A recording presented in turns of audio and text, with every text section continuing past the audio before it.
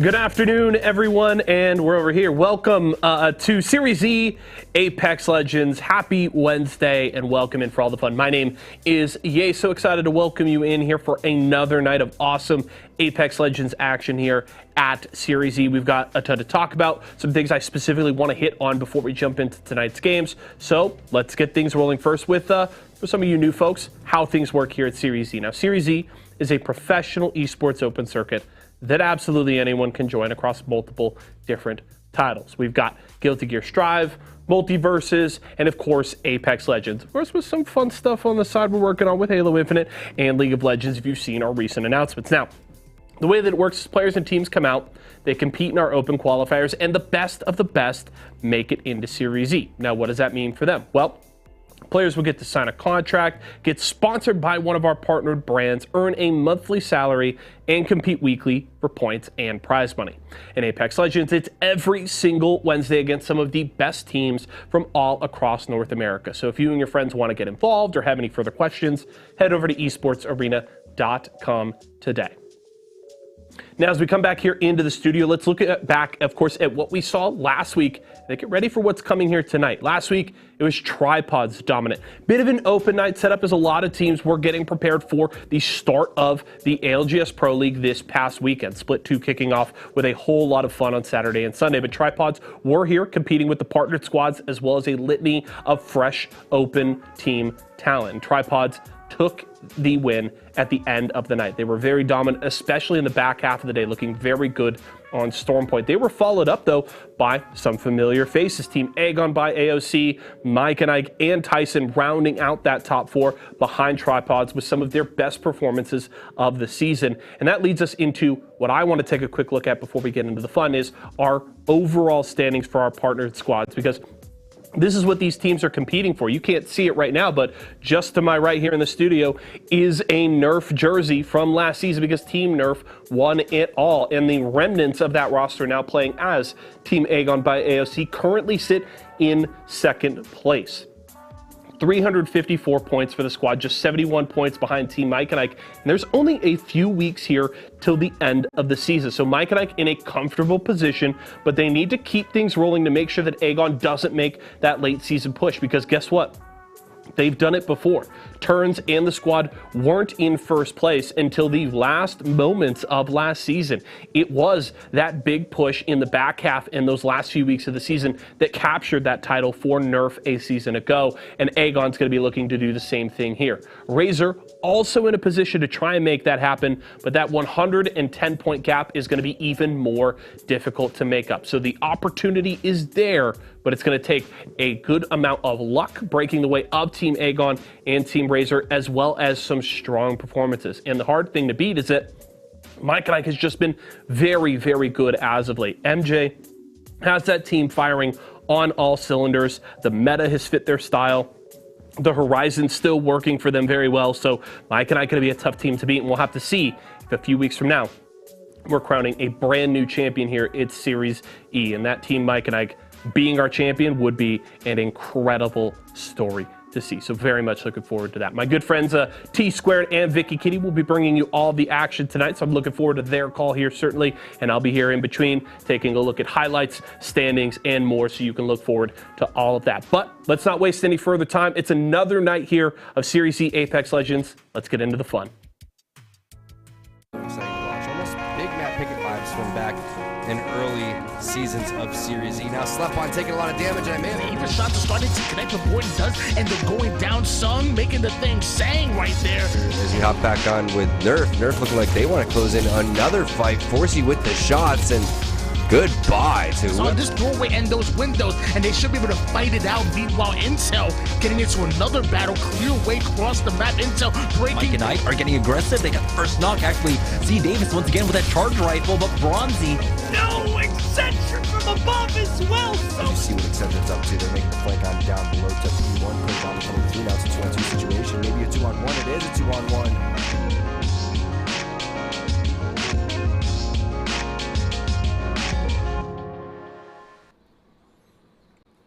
What is up, everybody? Welcome to Series E Apex Legends. We have a couple of matches left in our season, and it's going to be absolutely insane finding out who is going to take that #1 spot. T-Squared and Vicky Kitty bringing you the action. Vicky, how you feeling tonight? I'm feeling great. I'm glad to be back. I had a little bit of a medical emergency happen last week, and I was missing out on Series E, but now we are back and better than ever. And after the action that we saw this past weekend within the Pro League, I'm excited to see how some of these teams are going to do. Yeah, and Naso hit the nail on the head. Mike and Ike is tough to deal with right now. They're looking extremely strong. I'm curious to see if Horizon's still going to be strong for MJ going forward. But let's look at the format and the teams to find out exactly what the competition is going to be tonight. And you can see it's your typical ALGS format. We're going to have first place getting 12 points all the way down to 20. You don't want to get that goose egg. That's the last thing that you want to do. Everyone going to be battling out for that extra bit of cash. So you can see the $500 prize pool in that bottom part of your screen. Some interesting team names. You know who I'm rooting for? Straight Sempin out here, Vicky Kitty. I know your favorite player has to be T-Square's biggest fan. That's going to be nice to check out when you're calling them out. Taking a look at the list of teams that we have currently in the lobby for today, I'm excited because we got other teams that are going to be participating today. I've got to talk about free agent players, formerly known as Godfire. They also had their own individual pop-off week where they won Series E week number 9. I'm excited. 2R1C, they just recently played in the EMEA ALGS this past weekend. Of course, you talk about Mike and Ike leading the overall score, though, with our sponsored teams with 350 total points, or rather 315 total points. They're looking fantastic. And in terms of the partnered squads, Team Intel is inside of that Pro League. They finished around 15th, I believe, last week. That's how stacked our open night is. So don't count out some of these players just because you don't know exactly who their names are, because there was a lot of players making a name for themselves last week. And again, Aegon by AOC, they're trying to reclaim their title from the previous season in Season 5. What are they going to bring to the table? Orioles had some of the nastiest clips that I've seen from an individual in recent memory in Apex Legends, just absolutely dominating on Stormpoint. He posted it. The dude is absolutely nasty. So I'm looking forward to that team and seeing what they're going to bring to the table. But you have the nail on the head in terms of these open teams. Some of these teams aren't open teams. They're actual pro teams that compete overseas in the ALGS, and they're going to be bringing it when it comes to bringing the heat. 2R1C took game number 1 last week. Then they started to slowly kind of taper down. In the final game, they were able to put up some big points. So I'm expecting big things from them. There's not many other players that I've had much experience with besides, I think it's McDonald's Wi-Fi. So we have a whole new list of players that are coming to sign up. Remember, this is open. So if you're watching and you're getting interested in competing in Series Z, now is the time. Get inside of these open nights, figure out where you're going to end up stacking up, and then go through the qualification process as we move into Season 7. Yeah, see where your skills compare to a lot of these other players that have had the experience in competing in multiple lobbies, whether it be just amateur lobbies or it be the Pro League. You take a look at teams like NorCal. This team had the opportunity to perform alongside Godfire at LAN in London. They individually have so much different individual skill that they bring to the table. I'm excited to see how that Brazilian squad does. NTC, a squad that I'm not so much not seeing, but the fact that they have so many individually talented players, Enemigo, Taylus, Controversial, this Mexican team really coming through as well. So many different teams that I'm excited to see today in this lobby top. And some people think that, these diamond players are the scariest because they just end up full sending it. So we may have a couple diamond players in here, a couple of ranked gods. I think that, if we had some experience with ranked in the last week or two, Vicky was playing earlier today. Everyone's getting better at the game. There's nothing that you could say bad about these players. Everyone's absolutely bringing it. I think we had maybe 2 teams that didn't get into double digits for points, but keep in mind, Intel only had 17 points when we're talking about last week. So there's a lot of competition when we go and look at all of the players that are coming on board. In terms of who you think is going to take first place, Vicky, who do you got today? Ooh, man, you already have the prediction throw at me. Okay. I got to say, because this lobby is pretty stacked right now. You know what? I'm going to come out here. I'm going to say NTC is going to pop off. I'm going to say that this Mexican team, again, has so many talented players. As we take a look at the overall list again, they're going to do really well. Definitely look out for FA players. They've already taken a week themselves. NorCal is going to be another one that I'm going to have my eyes on.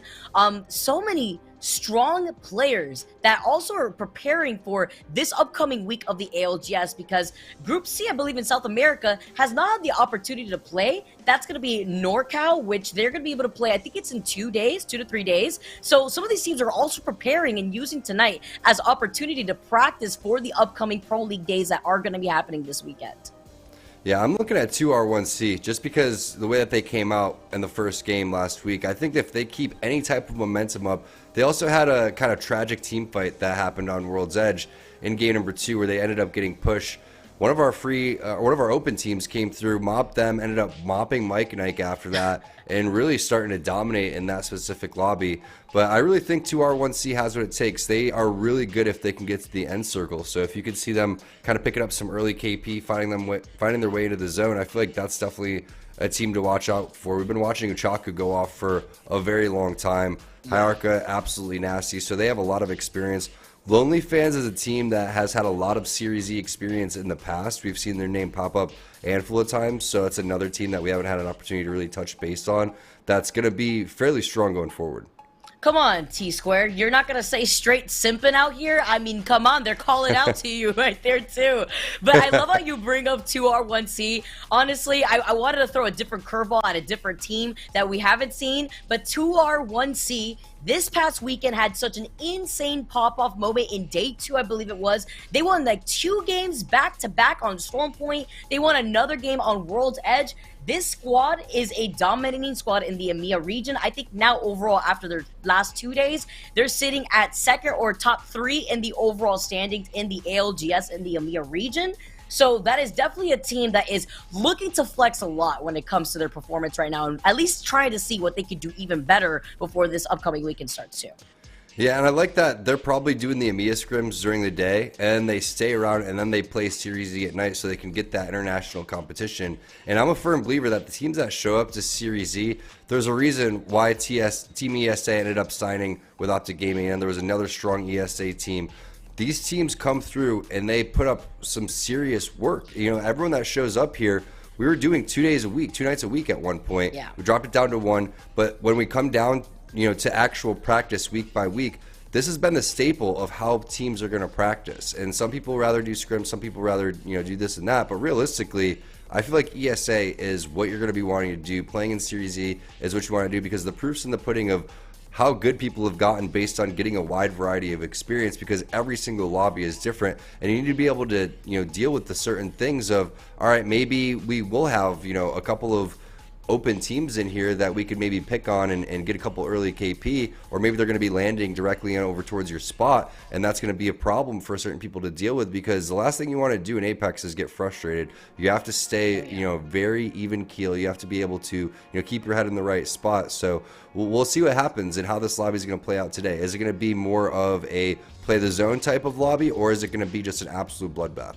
Yeah, you want to keep your mental and vibes at an all-time high, especially with this past week. If you take a look at the way that a lot of these teams played in the Pro League, I would say a lot of these teams are experimenting with a lot of what we've seen so far in the Legend meta composition. With so many changes that Season 16 brought, it's about those controller legends that have been kind of in that realm of what should we do? Should the Catalyst stay? Or we're running the Catalyst Seer. The Bangalore Seer has been a different variation. We've been seeing a lot of Wraith in NA. We've been seeing a lot of Rampart in EMEA. So I think it's been interesting to see what Season 16 changes have brought into the meta right now. And a lot of these teams could also use tonight as an opportunity not just practice their experience within the competition, but to also practice the different Legend comps that they feel comfortable running all together.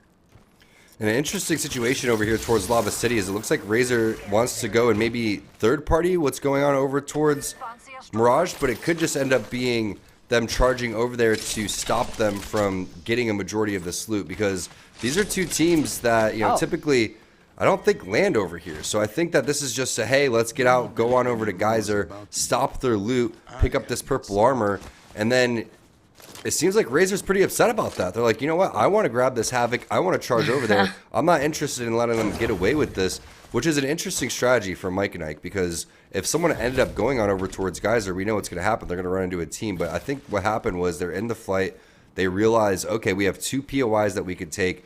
And that's a little bit of an unfortunate situation for Team Razor, because you can see they've already had 2 of their armors taken. As you see, the first team, McDonald's Wi-Fi, ends up getting dropped. Lagiki, a team that we saw last week, is very strong. Reptilian was extremely impressive in certain situations.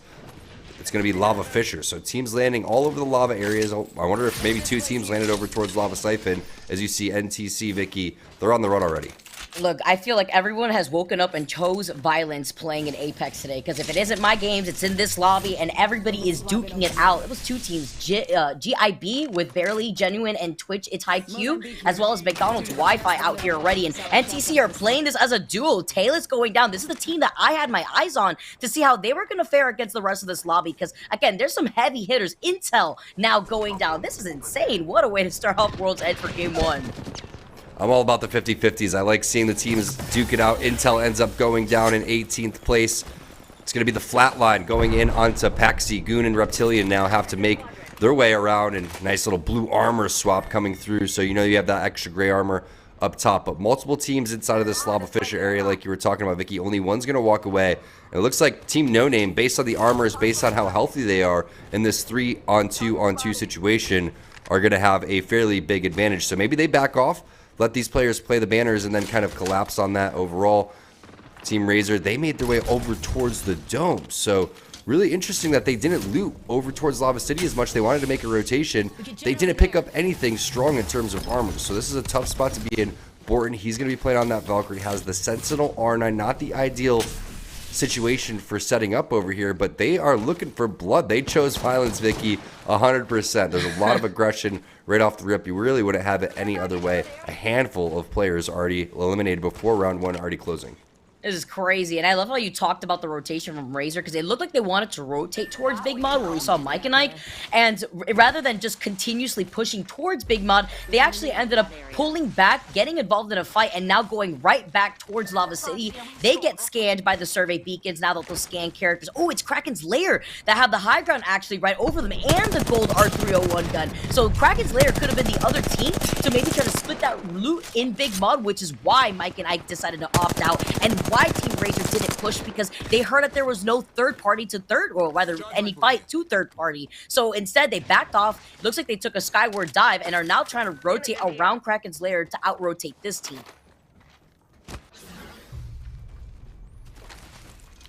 Now, all of this action that's going on over through Geyser, you wonder, will Mike and I continue to take the advantage based on them grabbing a little bit of extra loot over towards Mirage, which we know has some of the fastest loot that you can get and some of the best loot that you can get. I'm offended that nobody grabbed one of the weapons, though. You know, where's the Lobas at? Someone needs to take the high priority weapons.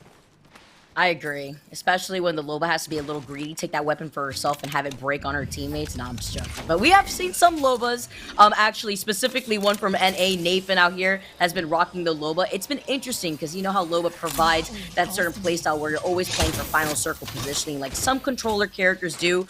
Loba, obviously being that support character where she can craft her own teammate's banner, comes in handy, especially if you're trying to solo queue in ranked. But it's different when you're involved in these type of lobbies. Big fan of Loba, especially because I like my perfect loadout when we talk about setting up and getting into good position. Now, Razor has advanced those Evo shields from gray to blue. Whether they got the damage or whether they picked it up, we're not quite sure. You can see 0 damage on one of the players' screens. Enemy go and Controversial now. They're still on the run this time over towards the Skyhook side, making their way over from Lava Fisher. Taylor, unfortunately, is going to be timing out, which is going to be tough for the rotations, but now a ton of damage taken out. Just a little bit of a jiggle peek, and that's all it costs to take a majority of the HP through the Nemesis. We know that thing's going to absolutely rip. Enemy Go is going to be putting down some extra cover fire, and some gold armors happen over towards the middle area, but this is tough if they get spotted out that they're a duo. You can see good grenade. Not going to be able to land through the window, but that could have been perfectly placed by the enemy team. Now the rotations are going to have to happen through the smokes for Controversial. A couple of meds being shared back and forth, but right now, it's just about big chilling. If we can get an opportunity to see where the map is, there's been a lot of action, but I'm curious to see where the zone's going to be and if there's an opportunity to see where a majority of the players are going to fight at the chokes. Yeah, there it is. I love it. Shout out to our production out here, the observers. We got the next circle pulling up all the way towards Climatizer, and 3 teams that have already predicted where the circle is going to be going, or rather they probably have that information, so they already went ahead and started rotating towards that northeast side of the map. But so much action. Look at the amount of teams exiting out of Skyhook into the next choke point, whether it be the train tracks or in that beacon building north of Fragment West. It is going to be a bloodbath after this circle closes, and then the next circle, which is going to force these northern teams to have to duke it out to actually rotate through Servant Camp. Let's reposition there. That spot. 2R1C now putting in some shots, and Chalky not able to connect with the flatline. Interesting to see some players using the flatline when we have a lot of other strong weapons, but a big nade comes through. NorCal getting eliminated. What a nade right there from Ochako. Doesn't land with the shots, but doesn't matter. Doesn't even need to shoot when he could just chuck projectiles like that. You can see the Seer ultimate goes down, which stops players from potentially third-partying. Also gave them info going forward. Gold knockdown shield. Well, kind of want that one before you hit the res, but they're going to be A-okay for now as Akon by AOC looks like they're interested in. As soon as that Seer ultimate goes down, that's when they wanted to go and push up. You can see Turns wants to push with this Havoc. The shots are looking crispy. Takes 2 players down to no shield. Seer comes through, tries to get an armor swap. It's not inside of the box like he was hoping for. Could have been a weak one, and now he needs to back off. He has a Digithreat, uses the smoke here, and look at the movement. Where are the rest of Aegon by AOC? Turns is a one-man wrecking crew at this point. He was destroying them all by himself. They lined up in his peripherals. He gets taken down. 2 members left with Aegon, but he put in enough work. Can we talk about their equipment too? Not only do we see the gold extended energy mag in the hands of Turns, but there's also 2 gold mags in the hands of Force What. They lose out on Turns. They pick up the banner. They walk away with some KP to their name, but that could have been really a great situation for Aegon if they were able to take different angles right there to help out Turns. Yeah, that's a tough situation, but the thing is they have a respawn beacon right there where they're going to be able to get Turns and his loot back most likely. Looks like a third party coming in from the backhand side. It's going to be Team Where Arcstars end up going down for Anxiety. This is a tough spot to be in, Vicky, because you don't have a Watson, you don't have a Catalyst, anything to stop these grenades coming through, anything to lock down the doors. Mike and Ike is here over towards the area where the zone's going to be ending as well. We have 4 or 5 different teams setting up over here. This is going to be absolutely insane. While multiple fights are taking place, Copium gets eliminated. They go out in 14th place. MJ finds the Prowler onto Anxiety. Where goes out? That was a team inside of the blue trailer. And you're starting to see this a little bit more often from our Horizon players. Hal's been adapting it. The Prowler is one of the best weapons to go and shoot while you're going up the lift still. So that's going to be adapted here from MJ as he makes a couple of adjustments to the nerfs that happened season after season for Horizon. So I like this play, and I'm curious to see what he's going to be able to do, because the Prowler still does have one of the highest TTKs overall. But you can see another team goes inside of the blue trailer. They get the scans, and they realize they have the advantage over here. They have better armors, and now they're on the prowl. MJ says, I love my high firing rate burst weapons. The Prowler and the Nemesis in his hand. Rocking the Horizon, like you said. We've been seeing a few teams try to adapt the Horizon despite the nerves. TSM actually being one of those teams. Verhos has been rocking the Horizon at the end of their sessions in the Pro League that we've seen this past weekend. Taking different off angles, though, this has been a bloodbath in this little area alone. Definitely agree here in trying to move in for the 4th party, especially since that team did get wiped out in that blue trailer, like you mentioned. Catalyst wall going up. You got the Digithreat at your hand. Backing away, though, Wizard Coin. The question is, do you want to try to commit right now to the Seer ult? The Black Hole coming out to try to negate the wall from having any pressure. Nice angle on the high drop from MJ. He gets 1 knock, he gets a 2nd knock, and he gets the team wipe. But that's Lagiki out of this lobby. Mike and Ike now trying to get the reset before another team rolls in. Yeah, MJ like a pigeon over there, just sitting on top of the post and dumping on him. Absolutely ridiculous plays from MJ. You can see the Black Hole goes down, doesn't connect as they wanted, but it forced him up, and then they had to back off. And there he is. He's directly on top of them with the Prowler, with the Nemesis, the crouch shots as well. Aegon gets back on over towards their loot. Turns, didn't rage on his teammates, which I would have done, asking, where the heck were you guys as I was 3v1ing all of 2R1C, and now they're back for blood in the same exact spot that they died from. And this is the guy that I want to see pop off. Orioles, an absolute monster on this Seer with the 2v1 that he had last week. If you didn't get an opportunity to see it, go give him a follow because ridiculous play with an armor swap as Mike and Ike regroups. I'm shocked that nobody has a red armor right now for this team. You can see the 1,000 damage coming in from MJ. Already has 5 kills, and they've been locking down this quadrant for quite some time. MJ's going crazy. Not only is his movement nice, you say he looked like a pigeon. Must have got an update of that Bloodhound change. He wanted to cosplay as that. I call it a pigeon, honestly, but we know it's the White Raven, just perched up on that spotlight. They have so much loot to work with. Like you said, just putting in so much damage already. But look at these off angles, too, that they're holding. With Silent on the other side. Saw that grenade getting tossed, or rather the missile swarm getting tossed in their direction. You definitely need help out here, though. You need that energy ammo. You know that Nemesis eats up energy ammo like nothing. Yeah, it does, and so does the Prowler. So this is one of the tough things about the current loadout that he has is he needs a lot of room in his backpack. Plus, you need grenades on this horizon. But multiple players using the Prowler over here. That's going to be the knock onto Force. You know that they still have the Seer. They have the Bangalore. Find out exactly what angles they decide to take as Wizard Court ends up going for the battery. Silent ends up getting taken down. That's going to be Orioles coming through. You know, Turns is there with the Digi-Threat as well, but the Digi-Threat is met from MJ. He looks for the swap. He's not able to find it. Horizon, a little bit of taste of his own medicine. His Team Razor now says, remember that loot that you took? Well, we're back. Silent and MJ both getting dropped from Razor. Aegon by AOC survives the third party as Mike and Ike ends up going out. But there's a fourth party. There's probably a fifth party. Heck, Vicky, the game's ending here. Maybe they could just end it now. 8 squads left. I also saw a charge rifle in the distance. Chad enjoy is normal how insane that weapon is on the high ground, especially when you get to overlook the fights that are happening right now here on the other side of this fence. Tries to go for a shield swap, but it's empty right now. He needs another one. Den Pride just trying to find anything. Are all these boxes empty? Oh my gosh, that's actually crazy. He says, never mind. I'm just going to back up. Use this shield bat instead. It's fine. Also looking out to see where those 5th or 6th parties could be rolling in. Because like you said, T, this is probably going to be where the final game is going to be pulling right now with so many other squads already making their way into this final circle. Ooh, look at that 30-30. It's got the Skull Piercer on it, which is inside of the Crafter, if I'm not mistaken. It's got the 2-4. It's got the purple stock. So this is a very, very solid loadout. As you see, Team No Name takes the position where all of the fighting ends up taking place.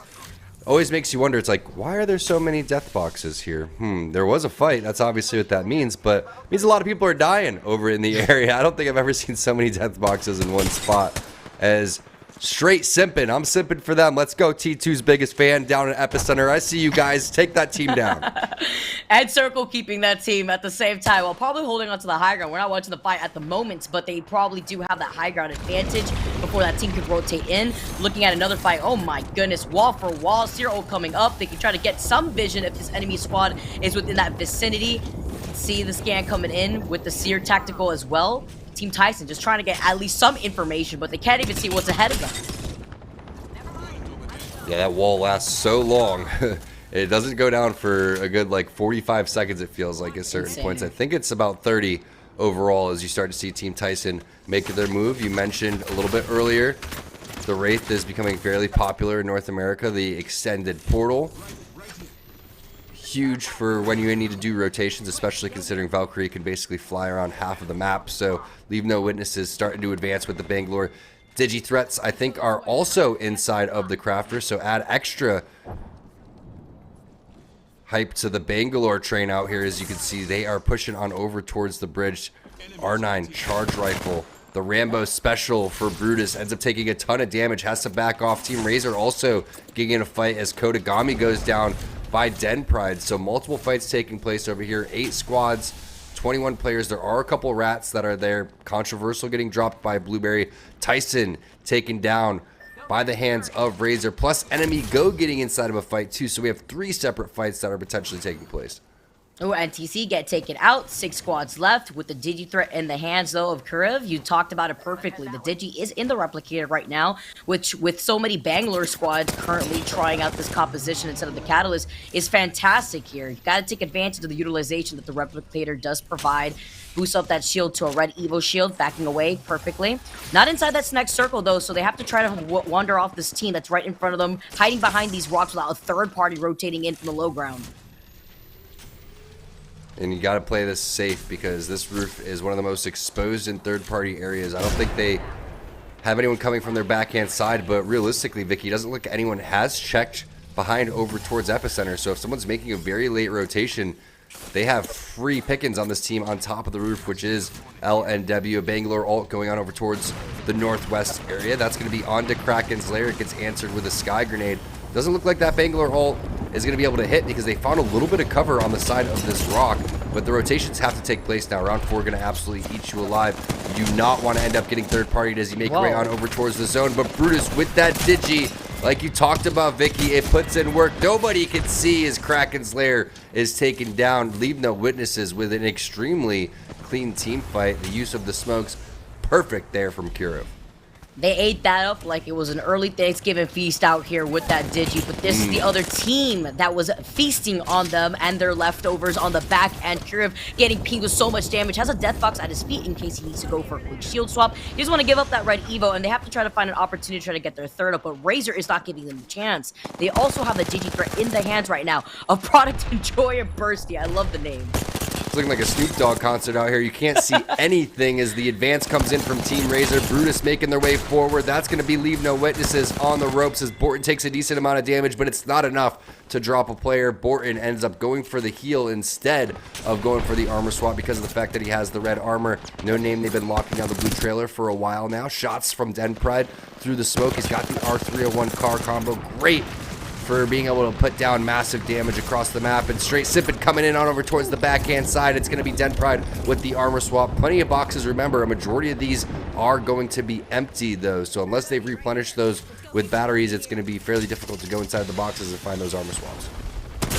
Such a good point. The engagement, the beam is the 3-2-1 as they focus down on Chief Steve. I believe that's going to be your straight ripping fans out here, actually. I see T-Squared's biggest fan inside the building, still living with 4 squads left, but Razor playing up the low ground and the heartbeat sensor. In the hands of Blitz, he knows exactly where these players are inside the buildings. They're looking to try to fully send it, try to take different angles. Where'd they go as the Zero got unleashed? It's T-Squared's biggest fan who gets deleted. I'm sorry, T, but it must be done with 3 squads left. It's going to be Razor, Lonely Fans, and No Name. Hey, shout out to Straight Simpin', all right? It's a tough lobby. They were able to sneak their way into top 4, making their way, playing the edge of the zone, and letting the rest of these big dogs end up duking it out. Team No Name now has to push in on over towards where Lonely Fans is, and that's why you saw so many teams going on over towards the blue trailer, because that's where the end zone is going to go. So Team Razor right now has an opportunity to push up, pinch onto Team No Name, or are they going to end up playing over towards that southwest area, which you can see they're locking down a ton of cover over here. Horizon is going to be huge in these moments. You can see Bursty, he's 11% away from having his ultimate, and if they can get a couple of players to get inside of the trailer, he has a grenade, and that grenade is going to be massive if they end up going shoulder to shoulder. Only concern here is those small heals that Bursty could really work with. He just uses last syringe. They're playing patiently, waiting for these two teams to engage in a fight first. Bangalore smoke's coming out, and he's still beaming right through that smoke with the R301. All he needs is that little 1x2 circle sight to look through.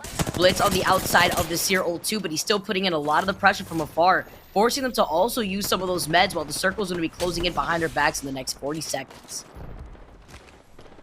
Still anyone's game, but the push goes in on over towards the trailer, which is a huge advantage for Team Razor. Look at the shots from Blitz, taking one player down to no shields. The Seer ult through the smoke. Horizon ult gets dissipated basically immediately. Everyone looking extremely healthy. You have Nox coming in on both sides. The trailer still a very big spot to play. He's got the Digi threat on top of the PK too, so it makes it just a little bit easier to shoot those shotgun shots throughout all of Visual Clutter. It's still Lonely Fans inside of the trailer. Blitz versus Blueberry. One player taken down to no shields. No Name ends up getting eliminated. Buddha's trying to find an extra armor swap on the outside of the building, but Team Razor, they ended up getting griefed early in the game for their loot. They come back strong with the rotation all the way from Lava City, and they take game number 1.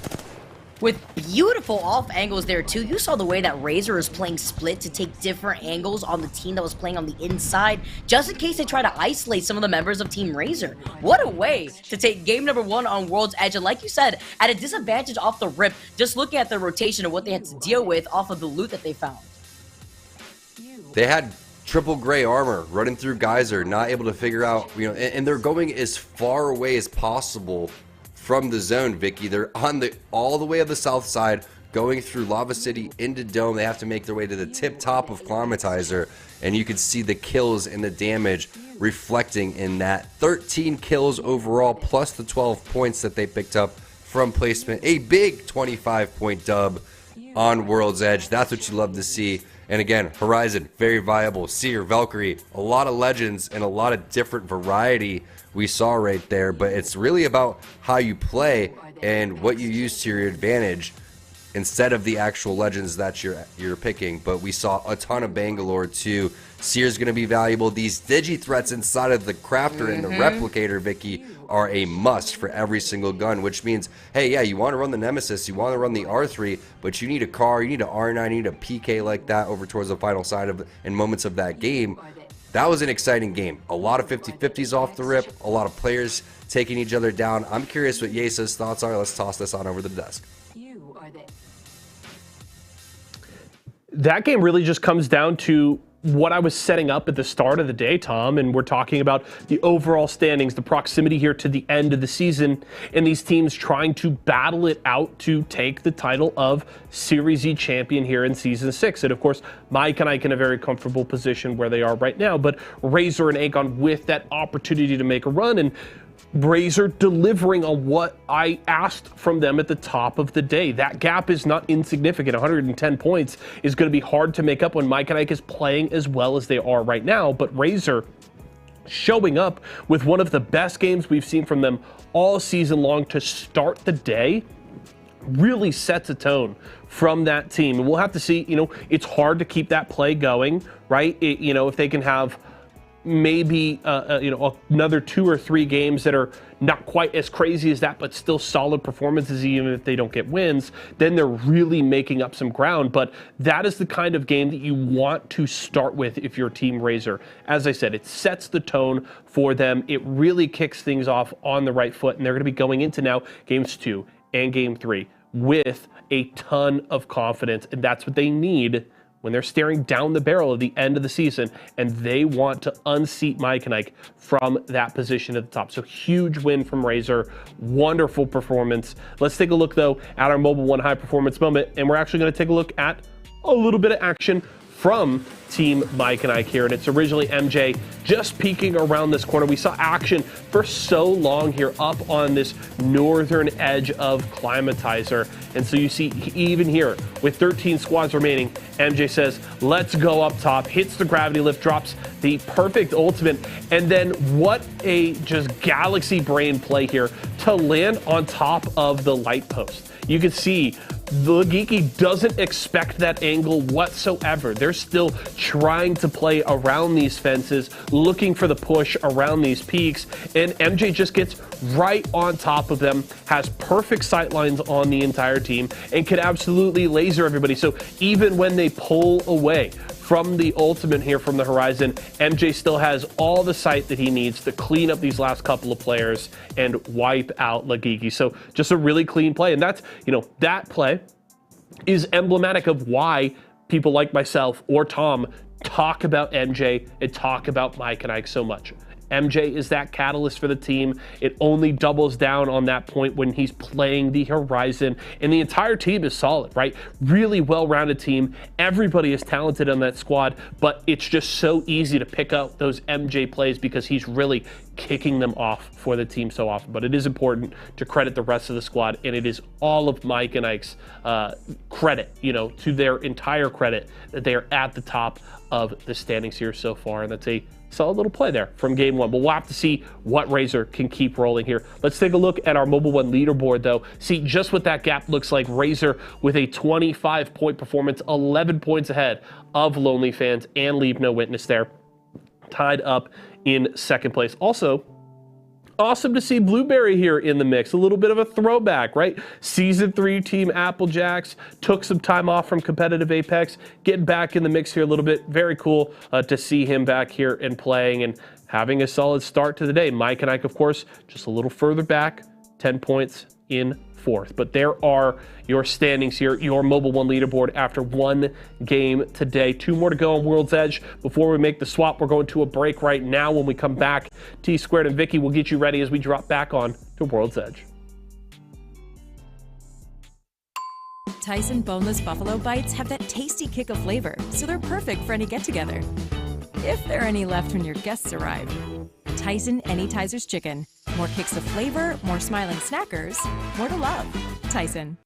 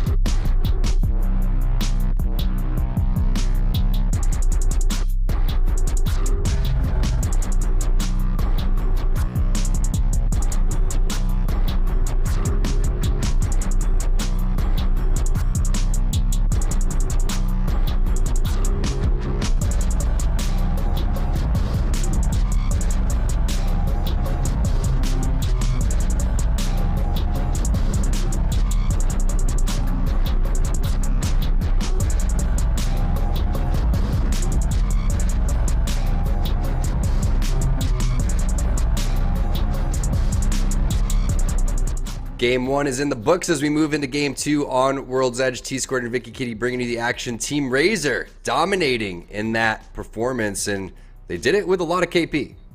Yeah, they were looking fantastic out here. When they were living off the land, off of Rip, when they were forced to rotate with not just white Evo shields, but give up half of Big Mod as well. We saw another team land there. We saw what happened earlier on in Lava City.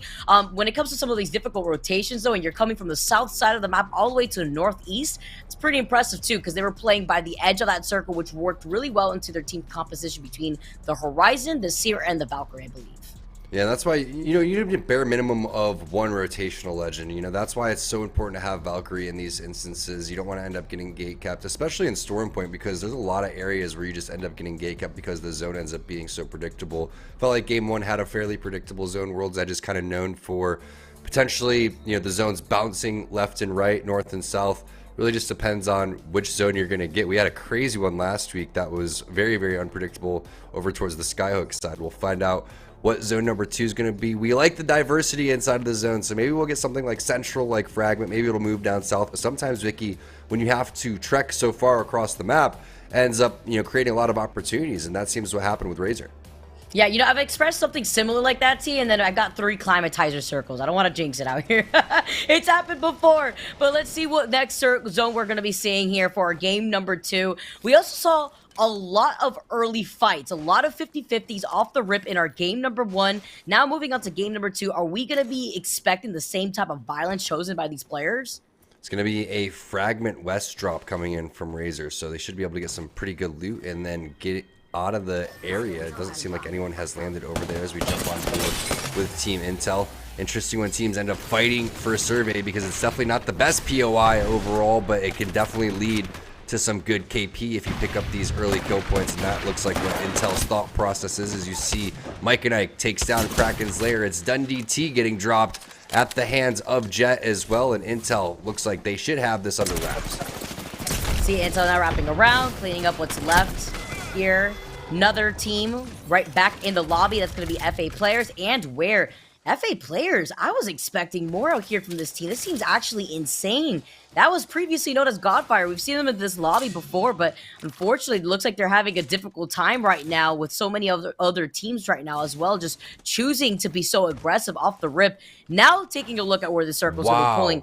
It's slightly north still, but it's pulling more towards Fragment, which is going to be great for Razor. They have all of Fragment to loot from. They could try to get the beacon if they have one of those control characters, and the replicator on top of that. So they don't really have to engage in any of these fights just for right now, so that way they can just boost up their Evo shields with the replicator instead. Yeah, and maybe their thought process was, hey, Mike and Ike's in first place. Let's land Lava City, try to grief their loot, and then charge them and go for a fight. But once they ended up securing an entire POI, heck, 2 POIs directly towards the center, they get the dub in game number 1, plus they are granted the circle in game number 2.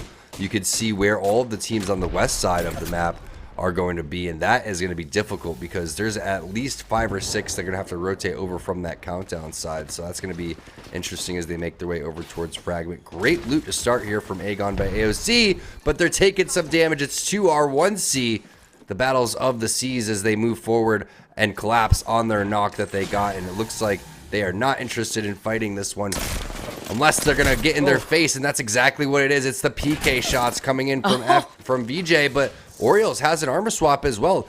This could potentially be a 2 versus 1. They have this here ultimate. They're going nuts. Orioles almost takes him down. There goes the res. Wow, so they ended up bailing, and one player charged all the way across, and they left Orioles to go and fight, and he almost won that 2v1, Vicky. If he wins that, they potentially win this fight. I would have been so salty. Orioles was having that in the bag. He was playing them off the little side of the rail right there, but turns, says, you guys abandoned me in my last fight in game number 1. Nah, I'm pretty sure he was lacking out maybe some loot out here, but that's what I think. That's what my rank brain tells me. So he's just back up, trying to get as much loot as possible. Okay, I was thinking the same thing, all right? I was like, yo, he's getting a little bit of sweet revenge on his teammates to show you what it's like, what happens when you bail.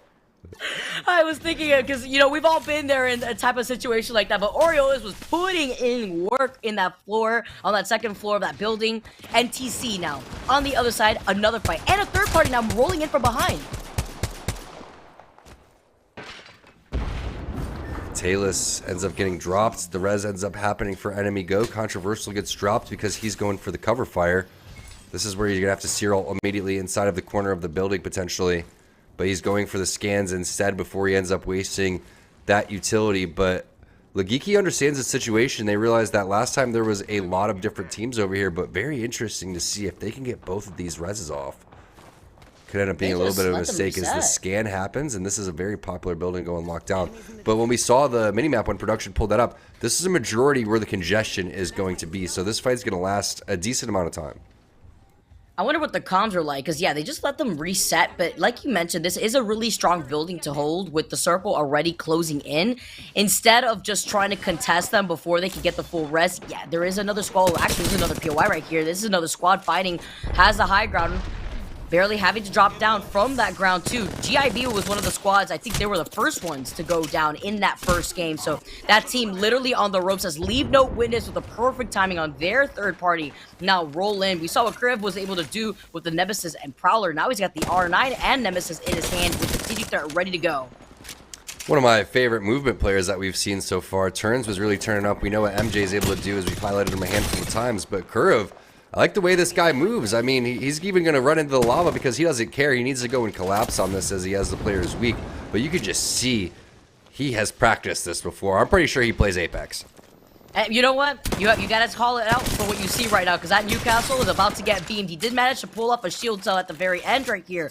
The Kriv just waiting on the other side. Says, okay, you can blow up that door for right now, but I'm going to be able to rotate on the other side while my team is going to be able to pinch you. GIB, they get taken down. 14 squads left here on this game number 2 on World's Edge, and it looks like the action has not slowed down.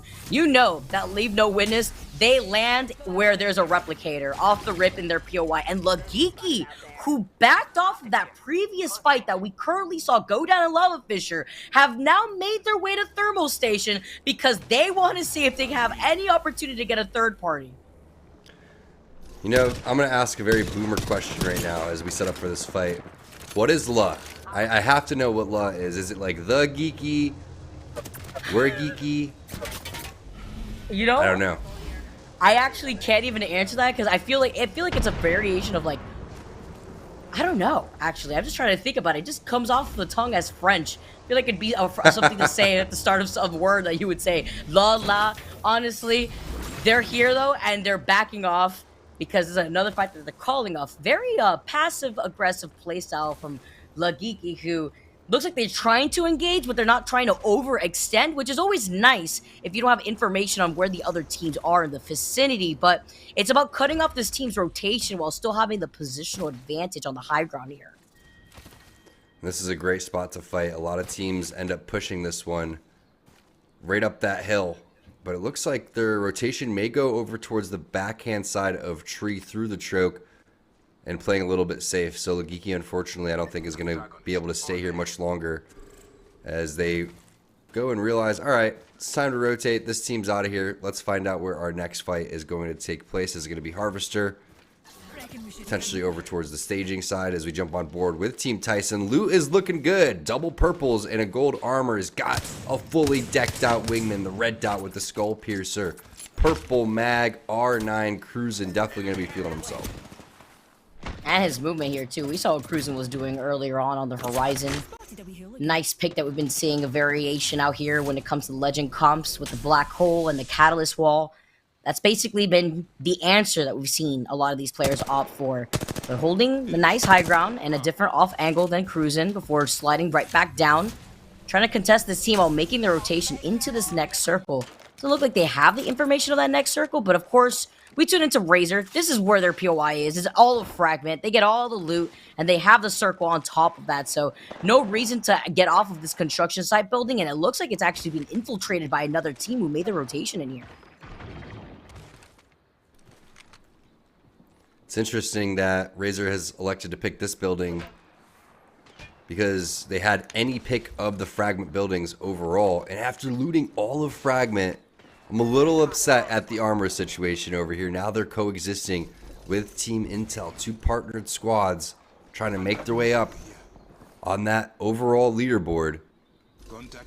And this fight may go down here very soon, especially with the explosive compositions that they're running. You can see the Catalyst Wall go down eventually. You can see the Seer Ultimate pop down, but you do have Horizon on the other side that could end up countering them if they get the information that they're looking for. So this is a pretty sticky situation for both teams. Oh, Flinzer falls incredibly low. The Seer ult is forced to get called off, but was this just a bait to force Seer ult? For Seer ult using a lot of equipment right now. They've made that player on the other side also incredibly low on the high ground currently, but Intel, who's going to try to engage here? Flinzer's the only one really with the mobility to try to fly in and fly out with the jetpacks. But Jet, just crouching, trying to get out of that sight of the Seer ults, just waiting patiently. They know exactly where they are, but they're forced to reset here.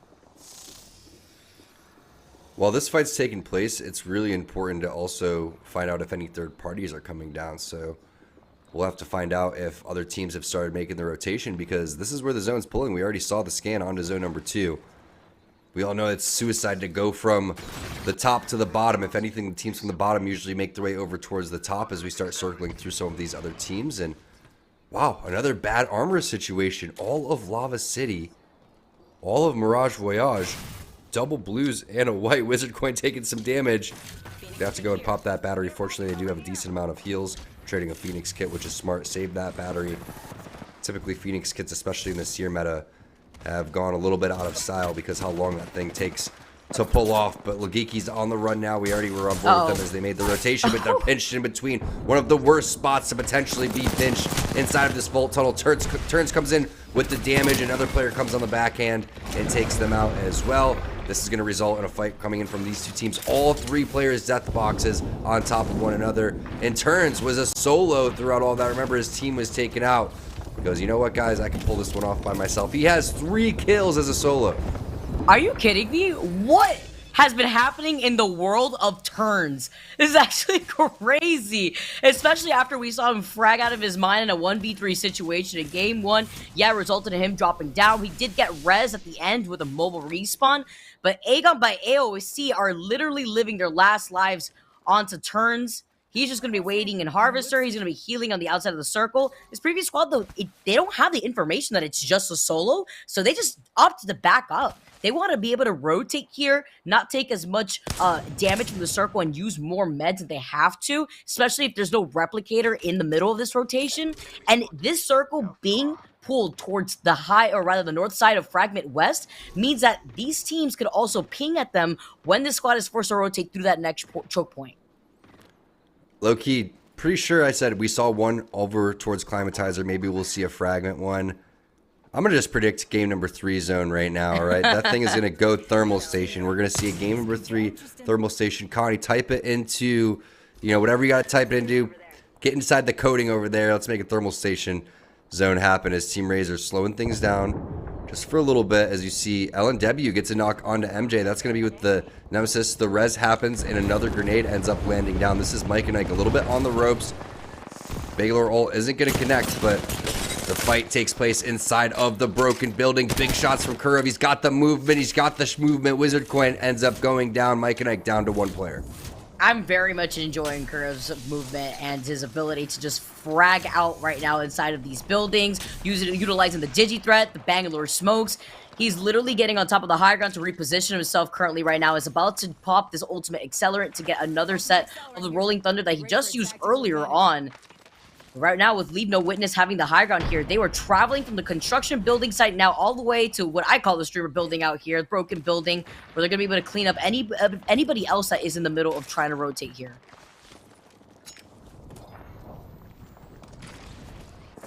Love watching Leave No Witnesses play, as Razor needs to slow things down and get through this Watson fence. Uchaku gets a knock on to Talus. Multiple fights taking place as Flinzar gets involved as well with the Prowler, and a little bit of a controller issue right there.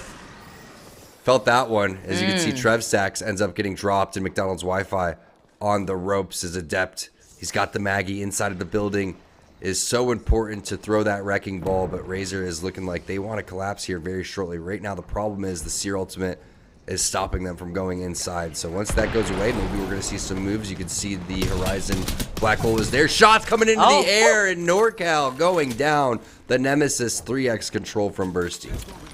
It's a bird, it's a play. No, it's a flying death box landing at their feet. What a nice little surprise right there. Now NTC, another team rotating on this northern side of the circle.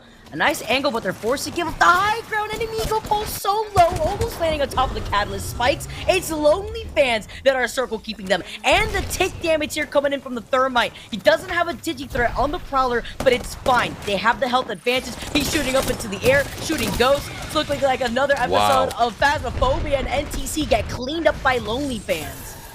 Here comes a third party from Tyson. Can we talk about how goated those spikes were from A? They have one door fortified, but they didn't get the back doors here, taking a ton of damage, and this is where Catalyst is so important. Smart move to go on over towards the high ground. They meet each other on the stairs. Multiple shields are going to be broken. Syracuse going down, and Lonely Fans gets dropped by Team Tyson. Very well-timed third party.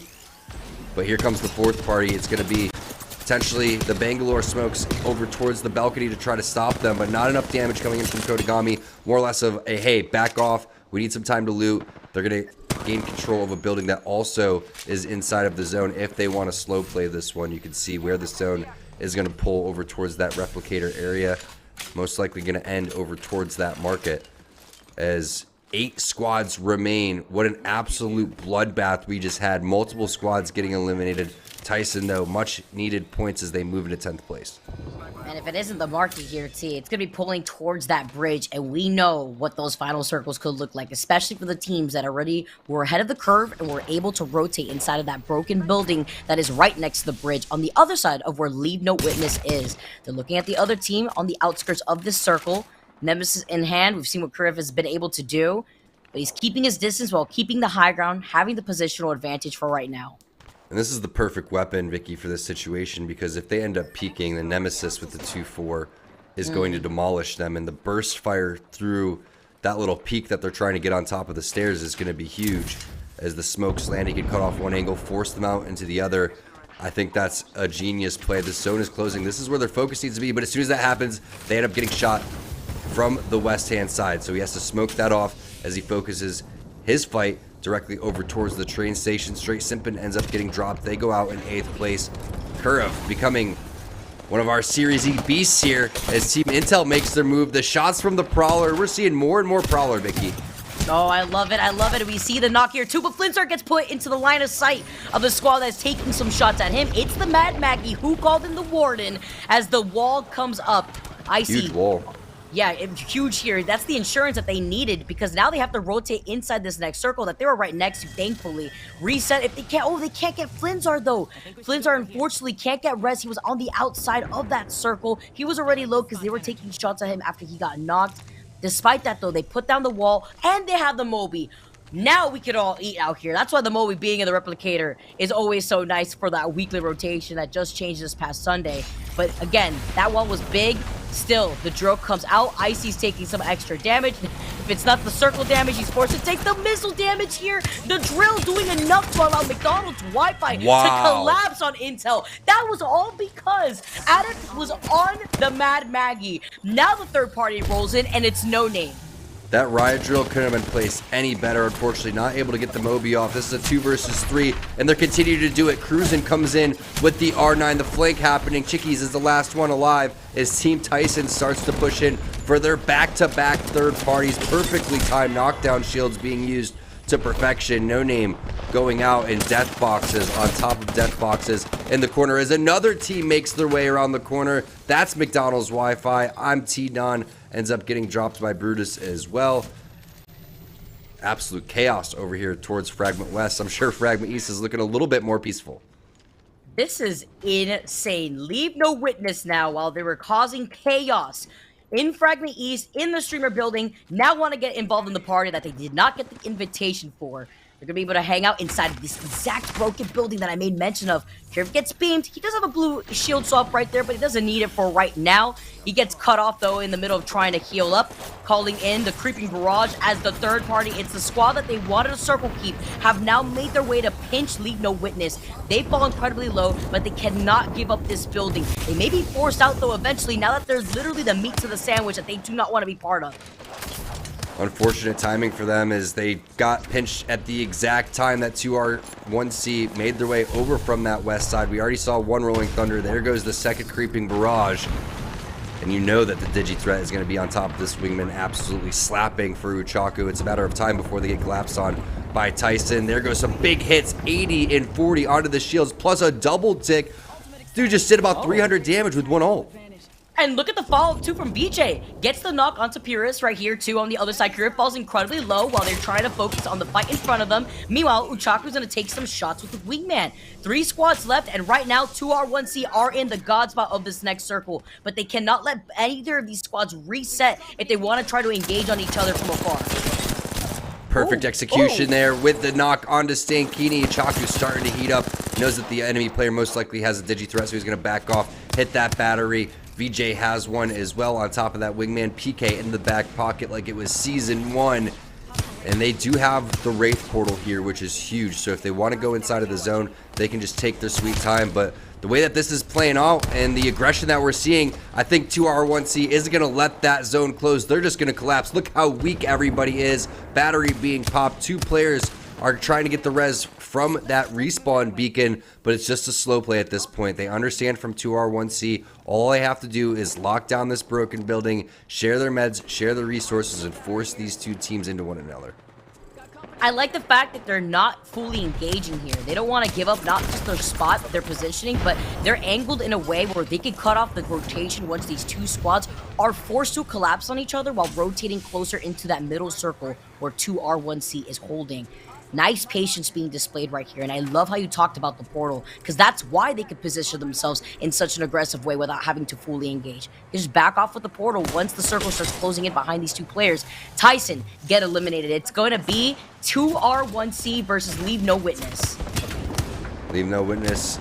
They drop down some smokes, but they don't realize there's the triple Digi threat team making their way. Plus, the Seer ultimate is going to be used. A couple players are going to be weak. This is when the PK ends up coming out. VJ takes a lot of damage. Can't really see, but he's still shooting through the smoke. One player gets dropped from both teams. Leave No Witnesses. Put up a good fight. But in the end, it's the team from EMEA, 2R1C, making their way over from Fragment East over towards the west-hand side. And again, that Digi threat inside of the Crafter is changing all of the dynamic tonight inside of Series E.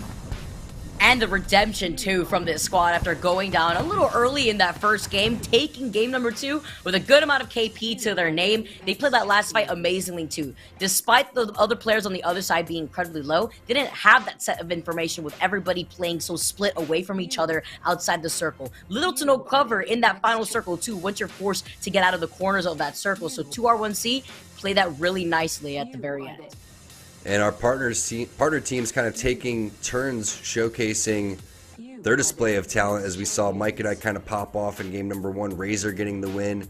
Team Intel had their moments, but it was Team Tyson, surprisingly, this game, and then turns as a solo, putting in some work as you see the damage and the kill total overall. That's going to be big for 2R1C, who didn't have the best game number 1, but they bounced back here in game number 2. Vicky, you brought it up earlier, one of our top 3 teams in the ALGS and EMEA coming through with the Wraith, Bangalore, and Seer, and you could see the value again in the comfortability that they have on Wraith, because in any instance, if they wanted to drop a portal, slow play it, and play the zone, they could, but they also have the aggressiveness that they need. All 3 legends, realistically, extremely aggressive. Seer, one of the most aggressive in terms of our support legends, and then you have 2 assault characters with Wraith, with Bangalore. They're going to be able to push forward and kind of get in your face, doing that entry fragging overall.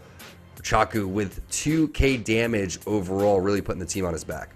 Chaco always having their pop-off moments. Also finding a way to survive even if he loses out on 2 of his teammates. Love to see the legend change up on the composition here too. I love seeing Wraith make her way back into the meta right now with that portal buff, being able to go double the distance versus how it used to be before. This is what I love to see from the squad. This is what I like to see being utilized here when it comes to either having the Catalyst, the Bangalore, like you mentioned, the Digi threat being in the Replicator is going to influence a lot more Bangalore in these lobbies, because why not at this point, especially if you're seeing a lot more Horizons there too. I would say that the Horizon has been utilized, at least from what we've seen from TSM and how they've used the Horizon, as the Black Hole being the counter to the Dark Veil that Catalyst has. With that ult, just throw down that black hole and you just have everybody scooped up into it. It's nice to see the change up though, and with the different legend compositions. Yeah, plus you can get the height in that instance too. Plus Maggie came through in the clutch numerous times. We're going to toss this one on over to Yeso, get his thoughts on game number 2.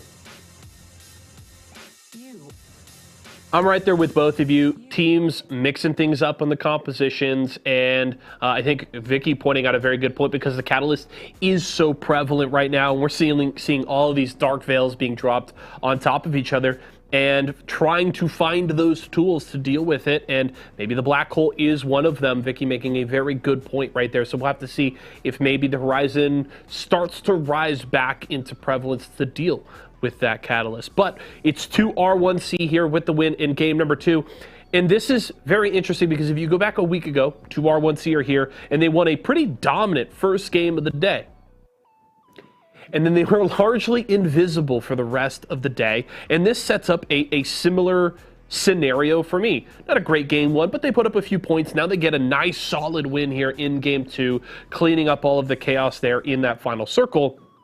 And now the question for me is, with 4 games remaining, can 2R1C carry some momentum here? Because very specifically, I think they had, an okay performance in game 6 last week, but very much the 2 games after they won last week, they were out very early, really didn't make almost any noise. And what I want to see here today is, I don't need a win necessarily from 2R1C in game 3 or game 4, but they really need to come out and still put up a couple of solid performances following this win. You cannot just kind of disappear into the smoke after this victory if you want to perform at the top of these standings. So 2R1C, talented players, big EMEA talent, as T-Squared was mentioning, need to see Yuchako, Hiraka showing up big time in these next couple of games. I don't need to see a win, but I need to see 2R1C having an impact on this lobby outside of this singular win.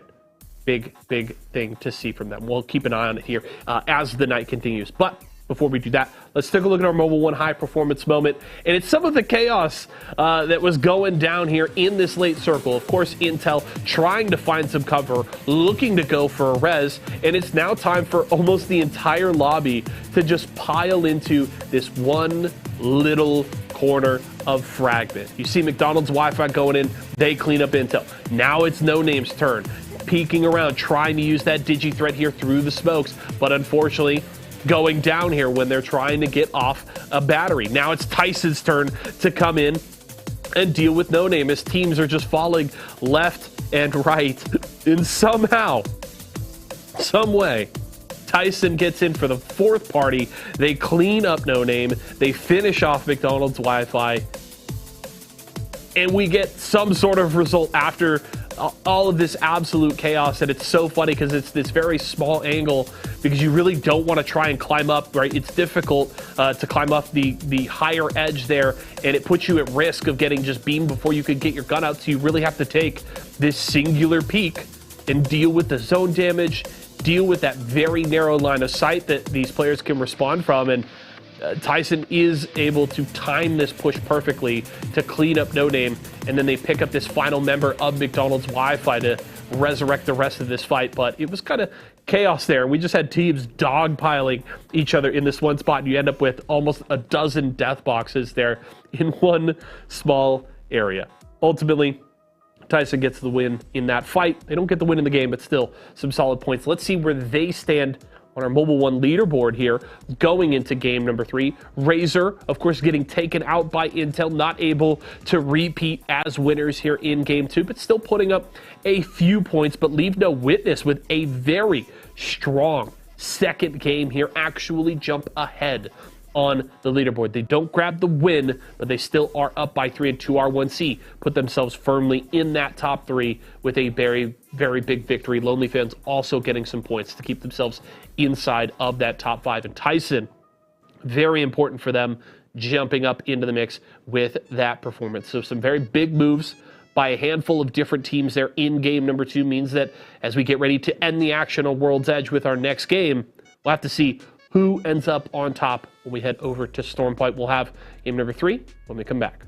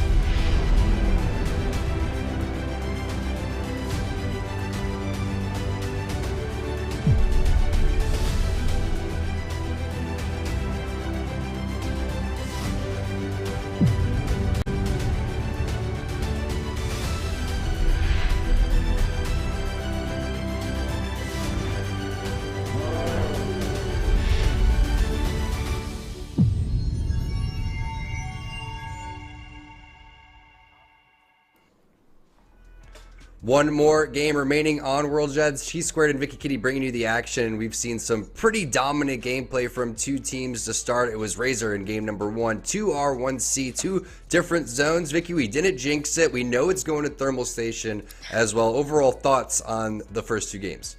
Well, seeing our partner squads doing amazing and kind of mix matching which one is going to be on top is always nice to see. Team Tyson coming in 3rd place in game number 2. That's fantastic out here. But with a chaotic final circle for both game 1 and game 2, despite it being different, has left this lobby looking like a bloodbath in some of the spots that we've been seeing.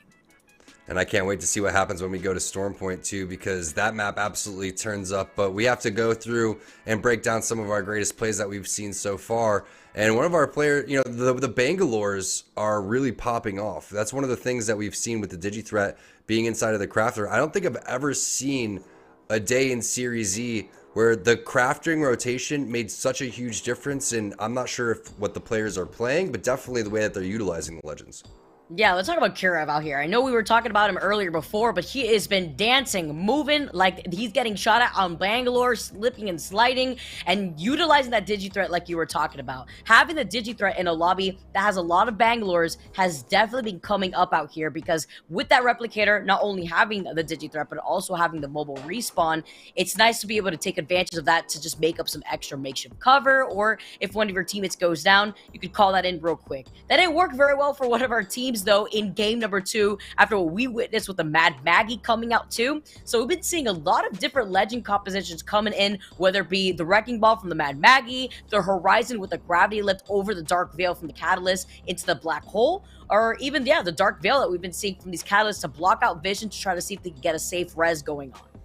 Yeah, that wall that Intel put up was phenomenal, but then it ends up getting countered by Maggie, so he ends up shooting the riot drill into the perfect spot in the wall. I've never seen a more perfect riot drill, where he's either, you're eating damage from the riot drill, you're either forced your way inside of to where the player's lines of sights are, or you're taking zone damage from zone number 4. It really doesn't get much better than that. We haven't seen the utilization of the Wrecking Ball that much. We haven't seen many skyward dives, if anything, so it makes you wonder, is Wraith the pick that we're seeing from 2R1C because of that extended portal that we've highlighted? And speaking of 2R1C, 3rd place overall, landing over towards Climatizer. I don't believe they're getting 50-50'd, and hey, after watching them fight, if they did take you out in the 50-50 before, why would you want to go and do that? Landing on top of the assault bin, you can see what Chaco's thought process is. Going to be getting some extra loot from those bins, and the 2x is going to be huge if he can get that one on top of the alternator, but he leaves it, surprisingly. One of the best scopes in the game. Probably going to just ping that one for his teammates. We saw the 50-50 happening with Intel in the previous game. They were able to win that one. Doesn't look like, based on how Jet is moving, that they are going to be taking another 50-50, so most likely this team's going to back off. But as soon as I say that, there goes the Seer Q through the wall, and it is on. Played through the Matrix, though, after that Seer Q comes out, just chancing off to the little side of it. Tries to get some information himself. There you go. You can see that other player on the other side. Still White Evo Shields on the other side, just as Intel is rocking here. Bangler Smorks coming out, but maybe no Digigrets just yet, especially since their replicator hasn't been used, since this is the other team on the other side here. Intel now trying to take control over the bins, trying to take natural cover, trying to get out of the line of sight of that player. Gets that crack, but Flinzer falls low himself. So tough to use a 30-30 without the scope on it. Alternator PK, much more my vibe in the hands of Icy, but nobody ends up having their ultimates because the game just started. But if this one keeps going on, you wonder, is that third party potentially going to come from 2R1C and Climatizer? Last time they took this fight extremely fast. It's going to be the knock coming in from where? Mav locking down the wingman, one of the best weapons that you could have off the rip, drops Flinzar. And now it's time to re-heal up. Has plenty of cells, but there goes the Seer Q. Gonna stop Mav just temporarily. They do not hit the res quite yet, but you can see some nice catalyst spikes. Ends up cutting off the left-hand side. And those catalyst spikes take a while to get rid of. It takes over 200 250 damage to be able to take those out. So with little ammo in the beginning of the game, it makes it difficult as Turns finds a knock. Icy finds a knock onto Anxiety. Great flank coming in from Intel over towards the left building. And the push from Mav is going to be just slowed down temporarily because he understands that he has someone over the back end side. 86, 45, 41. Mav just going insane. That was insane, too. Also called out, I want to know what those comps sound like, because he jumped on top of Dungee's Q right on time, dances over the side of the wall, and he cleans up Team Intel. Wow. There's some tactical crouching. You're feeling yourself, as you should, but this fight took way too long, because look who's rolling in from Climatizer. It's 2R1C. They know it's a duo after that set of information off of the Seer Q. He gets the crack with the Nemesis, and he sees it right through the smoke, since he's still highlighted. While in the feed, another team goes down. It's McDonald's Wi-Fi. 17 squads left. It looks like we are not slowing down anytime soon here on this last game of World's Edge. It's heartbreaking for Mav considering how clean that was. I mean, you can't really get any better than how he played that one. Ends up taking the player down behind him, takes his shields down so he can advance, hits 2 shots on the guy directly in front of him. Meanwhile, Mike and I duking it out over towards the big mod area. And it looks like they're just going to have to run. It's Silent by himself. They've already lost out on MJ. Wizard Coin's been knocked. T2's biggest fan going down by Reptilian with the charge rifle. Maybe Silent's going to be able to loop back around for these banners. The good news for him is that Wizard Coin is fairly staggered from MJ. So if they take a while to thirst, then they should have an advantage in terms of being able to get those banners. Aegon by AOC over towards the tree side. Turns, massive damage, but you know what? Turns has switched legends. He was on Bangalore originally, and now he's switched on over to Horizon, the Turns special, as he switches back and forth more than anybody inside of Series E. But it's Cruisin getting dropped. Nice Havoc shots coming in from Forrest. It's interesting. Unless you have that turbocharger, you don't really see anyone else picking up the Havoc. I love the off angle. I love the shots after the Zero has been called in. Turns, though, was out in the open and gets beamed by Kodagami here. Yeeting that grenade up in the air as Orioles is going to be able to get on top of the high ground, sliding right back down. Trying to see, he sees exactly where he's at. He gets the finish onto Cruisin. Another player off to the other side, but in a very similar position to where Turns is. He's playing off the rocks this time, though. Nice off angle from Forrest Sweat, but he gets focused down. He finishes off that last player. Copian get eliminated. Tyson also out of this lobby here, too. This is the team that just recently got third. They're going to be able to get the res after that previous game now. And 14 squads left with Razor in another fight. It is non-stop action here. We haven't even been able to look at the overhead map. Halo gets dropped. Razor now pushing inside of the Dorito building in the no-name vicinity. Wall goes down, so Bursty can decide if he wants to push left or right. Gets scanned by the Syracuse. But you're right, Vicky. This has been non-stop action overall, and we may even see a third party coming here because this fight isn't ending as fast as they've been hoping for on Razor until they push through that wall. Boren says, you know what? We are here to play. They took game number 1. Here comes the third party. They need to hit an armor swap. We'll find out if that wall is going to give them the cover that they need because Lonely Fans is now starting to push. The problem for Lonely Fans, they don't have the armors for this fight, and there goes the Catalyst wall. Perfect job reinforcing that wall on top of the door. Now Lonely Fans is going to have to reevaluate how they push in here. Yeah, because now this team is going to be able to reset perfectly. They have information as well off the spikes that Lonely Fans still has a White Evil shield on the other side. That's Blueberry. So that take damage, though. Seer attack for Seer attack. As Lonely Fans are just going to wait patiently. They have the information now. They see it's 2 blue Evos, 1 purple Evo. They're at the health disadvantage, but how long do you want to take this fight before you call it?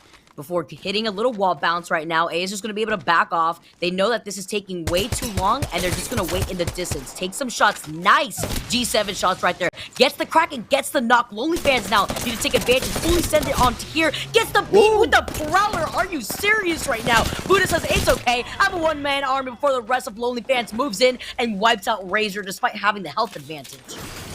You can't really play that any perfectly than Lonely Fans just said. You should not be losing that if you're Team Razor, but it started with those phenomenal scout shots from A, who's been putting on a clinic on this Catalyst. His spikes were amazing in game number 2. We saw when they were pushing down the hill from Epicenter over to Fragment West, his placement that he was going to be able to have. And then as soon as they peaked on the Razor side, they just got absolutely ripped. But then the Prowler shots from Buddha is where the money was at. As we take a look at where the zone's going to be pulling, it's going to be over towards the west-hand side over here. So it kind of trickled down, Vicky. We made a line all the way from Climatizer into Frag. Now going on over towards staging in Landslide, you can see where the teams like LNW are going to meet up with NC. You also have Turns and his squad over towards the Harvester side going to meet up with another team.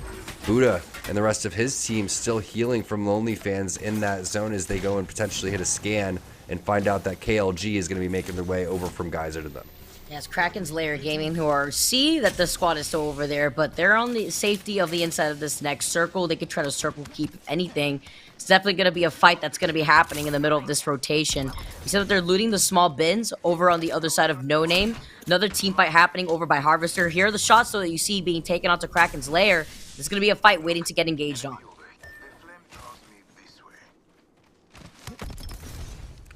Smart to back off after what we just saw. I mean, you don't want to take a fight when this team from Lonely Fans is heating up. The 2x on the Scout, sometimes it just feels like without that recoil, and the gun has the same recoil every time, but it's just a mental thing when you have these scopes. The 2.4, the 3, it just seems like it bounces around a little bit more. With that 2x, it keeps it steady. As you see the gold Nemesis in hands for Kirov and Vicky, I think that, you know, they're becoming like a caster favorite. I know we're not supposed to play favorites, but I love seeing new players come in, and I love the way that Curve's been playing. His loot RNG is also fantastic. Their POI is amazing because in the last game, I think he had a gold R9. It wasn't even the big mod R9. It was just the gold R9. So now he's rocking the gold Nemesis. managing to scout to the south, waiting to see which of these squads are going to be rotating away from Harvester. It's important because there was a team that was fighting there, so they could try to contest the squad that is forced to rotate in that direction, but they can't fully engage with this other team right to their north, rocking the Watson fences, setting up that perimeter, are right there to try to contest them and have the time in the third party. Depending on where the circle is going to be pulling, they'll leave no witness, have a good amount of options when it comes to the rotation. Talking about their positioning, seeing that they just got scanned by a survey beacon, they're looking to their south just to double check. But they can go long, right back to where Mirage Voyage is and try to rotate through that side, if anything, to R1C. And another fight, non-stop out here, as they're looking to see what they could do with the Seer ult now activated. The Bangalore smoke's also coming out. Looks like they just want to start rotating through Skyhook, because then they could take their time with 20 seconds left on the clock to go through that tunnel and try to get a better positioning with the rotation. It's a good point. Is NTC, a team that can definitely heat up at any moment inside of the countdown area, realizes a team is directly across from them, so they have to reevaluate what's going down. Just kind of making a field goal with the spikes right there is Orioles, as he has the Nemesis R9 combo, also throws down that Seer ultimate, figures out exactly where these players are going to be, backs them off with the tactical, but some very well-placed spikes by the enemy team. They're also trying to make their way on over towards Force because they realize he is the solo away from the squad. Fight is taking a little bit long, though, so they have to figure out exactly how they're going to approach the situation. It looks like they're going to mimic their movement, get on over towards the zone, and try to take the high ground. Ooh, Force falls low. He's literally one. He gets taken down. On the other side, it's Kraken's lair now. Right behind them, getting one knock, make it two, leaving one player left on the other side. They're going to be able to also take onto the high ground without a Horizon Q. Just fly right over there with the jetpacks. See where the last player is before finishing off this team. And right there, you can't hide from us. They're going to get the finish on those last two players, that they were able to get the knocks of them. But we did see that one last player from the squad managed to get away, hopefully out of the line of sight of Kraken's lair. But with the Seer, it's going to be difficult to try to survive. Oriola is literally the last one here from Aegon by AOC alive. Forced to pop this shield bat and pinched between these two teams. Leave no witness, or literally leaving nobody left behind. Popping out the smoke says, that's our rat. We want that last player that's alive. He's only forced to either take up to the higher ground where the train tracks is, or rotate in our direction if he's running out of meds from the circle. They've spotted him. Could we see a yeet smoke in 10 seconds? For the big 10 damage to tick this player, but most likely running low on health meds. That's going to be the key here. And leave no witnesses, ends up getting shot from the side. So Orioles, does he have the opportunity to go back? You could see the respawn directly in front of him. He's interested, but he's getting shot at as well. We know that the eyes were on top of him. He has the health meds that he needs to be able to get this one, Vicky, plus the 2 boxes to pick apart if they haven't taken everything. It's risky, though, because as soon as that res pops off, you know multiple teams are going to be on top of that. It's huge that he has that extra med kit here, and Leave No Witness are really aggressive right now. They got extra loot that they can work with. They're in a situation where they're able to push onto this last member here if they need. Lagiki in the feed gets eliminated. They're going to be able to restabilize, as Orioles is also going to be able to get double the banner, get extra meds if necessary. He only has that 1 syringe, but he's got another med kit to work with. He doesn't pick up the meds, actually. He's still left with 1 med kit, 1 syringe. Now Force... Yeah, yes, exactly, because they were able to loot their boxes before the last team had rotated away. But now they're stuck over on the edge of the circle, and it's Leave No Witness that knows he has to go in this direction. And there is loot along the way. Doesn't look like there's going to be a replicator, but as soon as this res goes off, Vicky, don't you feel like Leave No Witnesses is going to turn back around? If they get distracted by a team in front of them, that's going to be the opportunity for Aegon by AOC. We'll see what the call is. Great shots right there from the 30-32 4X going in onto the enemy Seer on top of the bridge. And I highly doubt that they were able to rotate that quickly to get over there. I don't think that's going to be the solo from Aegon. That has to be a completely different team. As you see, multiple player outlines are going to start pushing forward. Leave No Witnesses taking a good angle. This is going to be NC. Thizar ends up going down. That buys time for Aegon by OC to hit the res inside of the zone. Team NorCal with the high ground on top of the bridge. Seer ultimate ends up going down. That's going to be the enemy Seer ult happening as Zell's trying to stay alive, waiting for players to push up the zip line.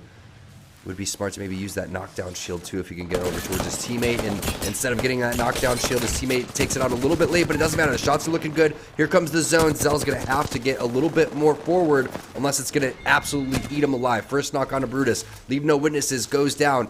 2v3. Huge kills coming in for NorCal. They're going to have to leave Thesar, but he did some good information, giving out where the footsteps were coming from the enemy players. Aegon by AOC is who I'm interested in. Were they able to get that res? They were. Ooh. They got their loot back, and then they made it into the zone. You love to see it, but here comes another team. They heard the res go. Oh, the beams coming in from Orioles off to the other side. Beautiful beam right there with the R9. Now taking an off angle with the Nemesis. He didn't one-clip him, but he did leave him incredibly low. As the Rolling Thunder comes in, that's from the other squad here. Trying to get out of the Seer. Oh, he beams another player over to the other side. It's the Seer. So we know that there's going to be a Seer and Bangalore. That's another team rotating in the direction of Aegon by AOC. Nowhere to run out here, while Force is also forced to reset on that Valkyrie Skyward dive because he just got res. It's a difficult situation to be in, but not as difficult as Mav is forced to play, as Anxiety is out and so is he. We're get eliminated and there's 9 squads left in this lobby. Such a big play to be able to get your teammates back into the game. Orioles now rewarded with that red armor. Mav, we saw him pop off with the wingman over towards Survey. We know that they lost 1 player. That's why he was outside of the lobby. They originally started with 3, but he ended up backing off as Aegon by AOC. Trying to figure out with 1 minute left, how are they going to get past this team in landside? They're going to have to fight their way out. Ooh, double grenades getting sent. Arcstar and Nade. Force falls low again, out of position in the open. He gets taken down first. Oriole is now trying to take some extra cover now into the circle. He has no choice. He has at least only 1 syringe left, so he doesn't really have the opportunity to keep playing on the outside of the circle, but losing out on both his teammates again. Unlucky, as it's lonely fans that are feasting on the rest of what's left of this team. And Buddha's an absolute turret right now. Almost took down his 8th player of the game. Give this man 7 kills. We saw what he did in No Name with the Prowler. He's got Prowler, Card, absolute menace of a combo, most likely rocking double digi-threat. So a genius setup coming in from Buddha, playing to his advantages of what's inside of the crafter in conjunction with his legend, and he's looking to potentially set a record here. I feel like I just caster cursed him. Hopefully that's not the case, but Buddha's going nutty. Now we can see the wall coming up, the Seer ult being activated. They see them right through the wall at the same time. They get the beam here with the R9 before backing off right now. Controversial sends out their own spikes. They're getting shot over by the side of Landside. We saw that there was 2 squads there already earlier on while that previous squad is trying to reset. NTC playing off the other side. The Seer ult not on board anymore, so they don't have that set of information. They really only have the Bangalore smoke for some extra cover. As an amigo falls low, he's able to reset behind the box. A quote from Buddha: "To live a pure, unselfish life, one must count nothing as one's own in the middle of abundance."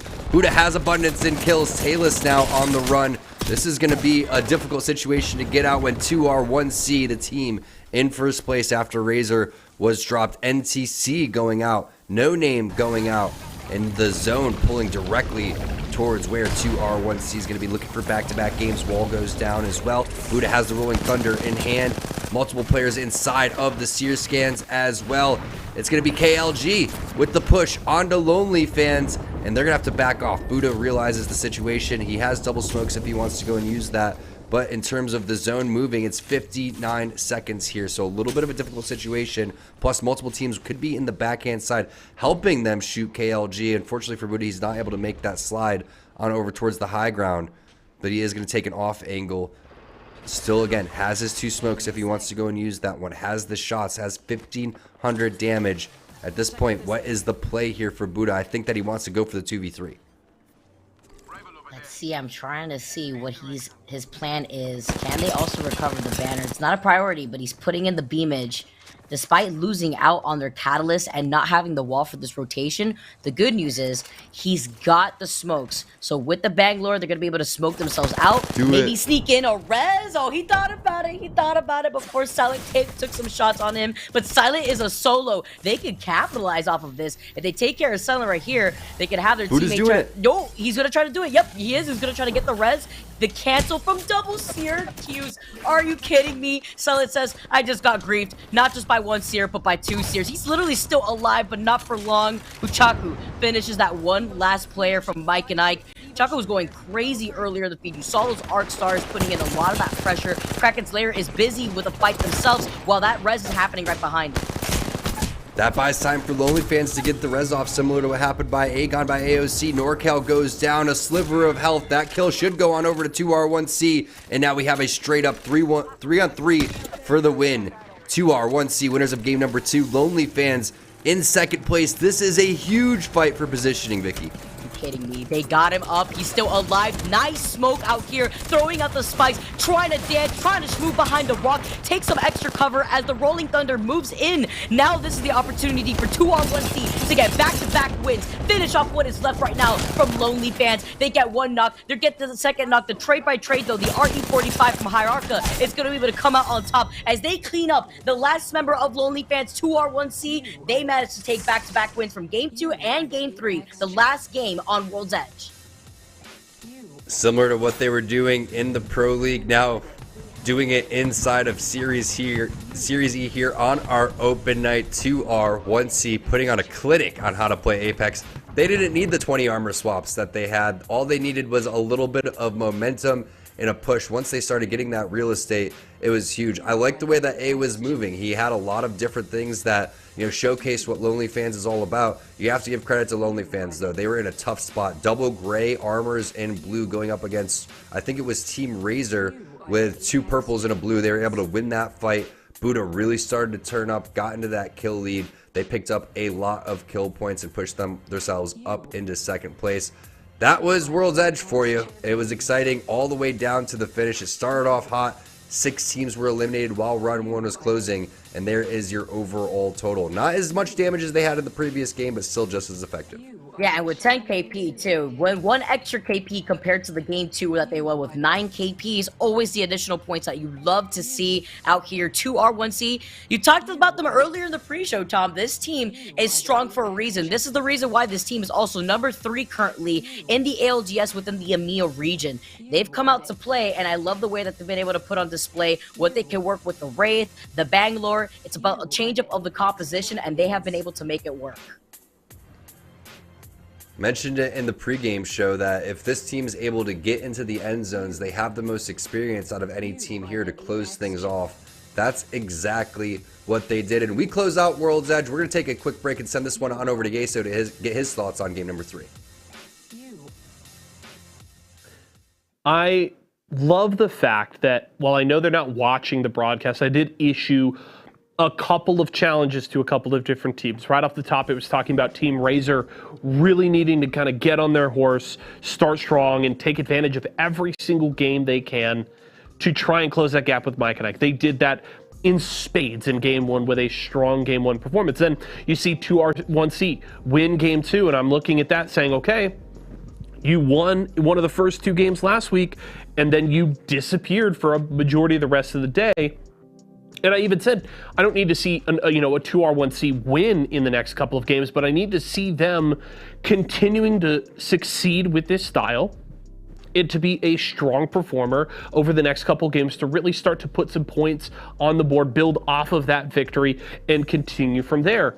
And not only did they do that, but they actually won back-to-back games. They closed World's Edge with back-to-back victories here, and that's what you need to see from 2R1C. And you hear Vicky talking about it, right? They had an incredible performance to start the split in EMEA Pro League. They carry that here into today, and they're looking really, really good. We will check that Mobile 1 leaderboard momentarily, but I imagine they're at the top. And I also have to give some credit to Lonely Fans, because this is a team where, we haven't seen Blueberry Smalls here in a while. It's been months since we've seen Blueberry compete in Series E, but they're coming out and they're showing up strong. So I absolutely love to see it. And 2R1C with 2 very, very impressive back-to-back victories here. I am a big fan of it. Let's take a look, though, at our Mobile 1 high-performance moment here. And we're going to the late game. We're going to the finish here. 2R1C on the push. And Lonely Fans, trying to find some cover, trying to buy some time, but that seer scan is not going to allow those heals to get off. You get the double peek here to get 2 knocks, and then it's now the 3v1, and Buddha with, you know, back against the wall with the zone creeping in. You don't have a chance, right, in that 1v3. But ultimately, Lonely Fans getting themselves into another great position here in the end game, and just unfortunate that 2R1C got to bide their time, right? We saw a couple of different fights going on with 5 squads remaining, and 2R1C just got to hold their water, bide their time, and then get the push at the perfect timing. And unfortunately for Lonely Fans, they couldn't find that cover or breathing room quickly enough to get a bit of a reset before 2R1C went for the push, and that means that they came in stronger in the health department and with Lonely Fans on the back foot big time. Let's take a look at where that puts us on our Mobile One leaderboard. I imagine 2R1C up to the top, and there you have it, 47 points. But Lonely Fans on their heels, they're at 38, and Razor, bit of a larger gap, 14 points behind first place, but they still are in that top 3. They're tied with Leave No Witness. Meanwhile, Mike and Ike and Aegon by AOC with a little bit of ground to make up to threaten those top dogs, and it really has created this nice little separation. You've got your top 4 there at 33 points or higher, all the way up to 47, and then a bit of a gap. Teams need to make up quite a bit of ground. The good thing, still 3 games remaining. We're still yet to head to Storm Point, so there is time. But if you're one of those teams like No Name or anybody at 18 points or less, like Mike and Ike, Aegon by AOC, and the rest of the lobby, it needs to start now, because you will run out of time very quickly. So if anybody outside of that top 4 wants to make a challenge for the top of the table, it has to start in this first game on Storm Point. Do not waste any time. You need to show up and show out before time runs out. Well played from 2R1C. They're the back-to-back winners here so far tonight on Series E. We'll see if they can keep that rolling when we head over to Storm Point. Welcome to Summoner's Rift.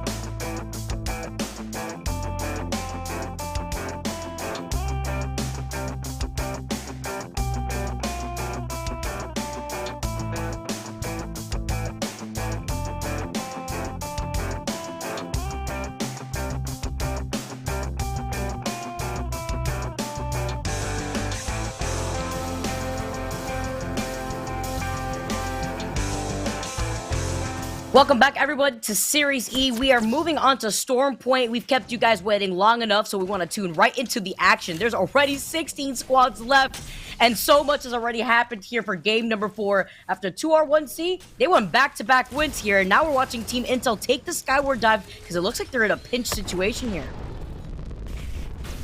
They won't go for the Michael Jordan. The three-peat, see if they can do it, as Team Intel looks like they want to go past the action.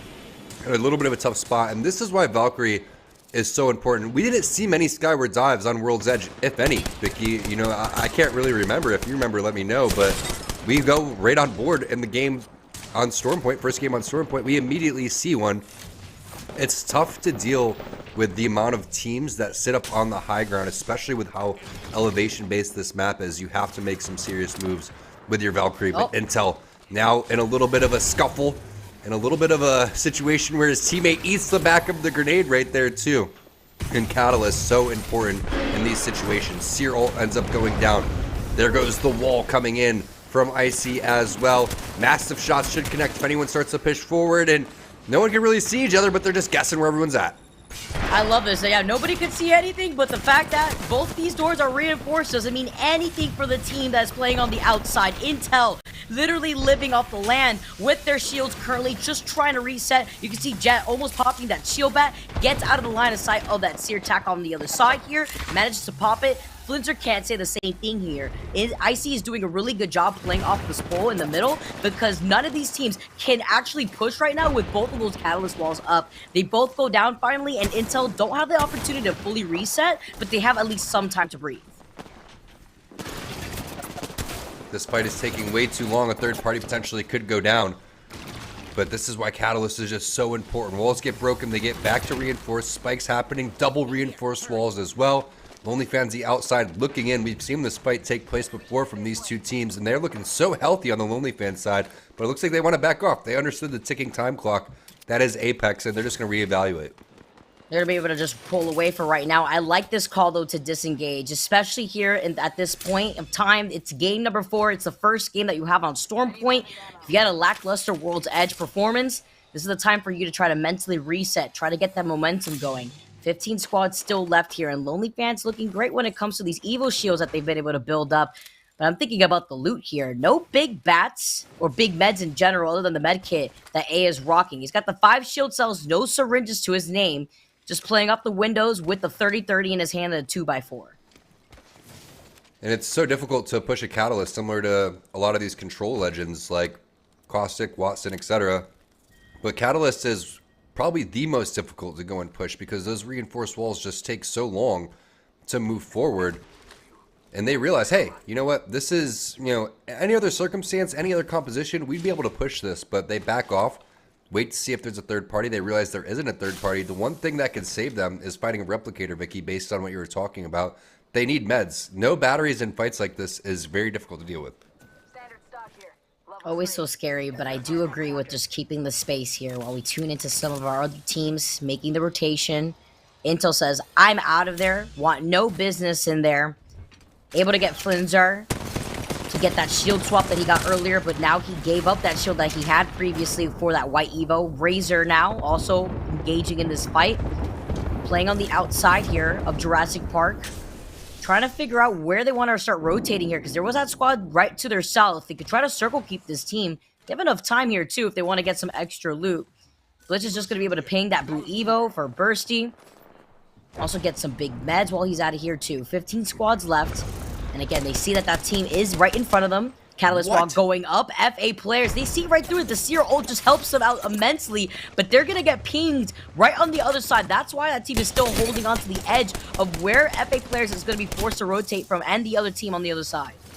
These rampage shots are ridiculous, just connecting from medium range, long range.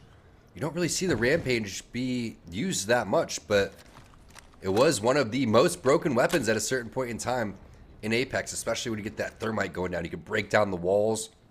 That's going to help counter Catalyst. So maybe we're going to see the return of the Rampage eventually. Another, you know, pretty unpopular weapon that we've seen a little bit utilized today is that flatline. So 2 heavy weapons being used as Razor was down bad, but they started to pick up some loot along the way.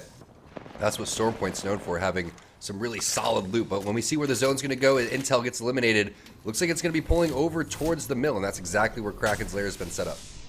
Good positioning here for Kraken's Lair, as well as the loot that they're rocking. Look at this. Got the purple energy mag on the Nemesis. You got the Prowler. Probably were able to get the Digi-Threat already crafted. Being by the mill, you know you have that replicator that's usually right there. They'll also take on top of the high ground, as well as the circle information that they get from the Catalyst, being the controller. Good spot here for this team. Other teams, though, looking on the outside of this circle. And how many teams are going to be fighting on the east side? Look at this. It's Razor. Currently see 3 free agents on the other side.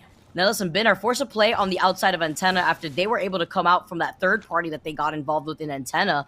So many teams, though, playing on the outside of the circle. It's going to be a bloodbath once they have to get to that middle part of the map, going into this next circle where there's little to no cover on top of the water. And Aegon by AOC is doing the armor rate, too, throughout all of this. They have to go through 2 R1C.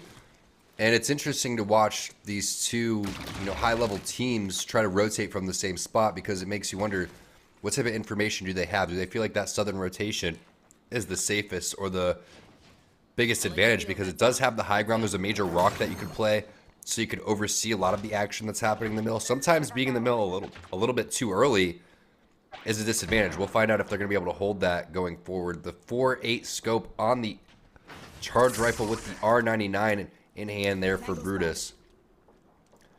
And you're right, Vicky, that east side, that's going to see a majority of the action. One of the teams that we didn't talk about was Mike and Ike. They were still in the zone, all the way over towards the northern side. They're going to be rotating north to south.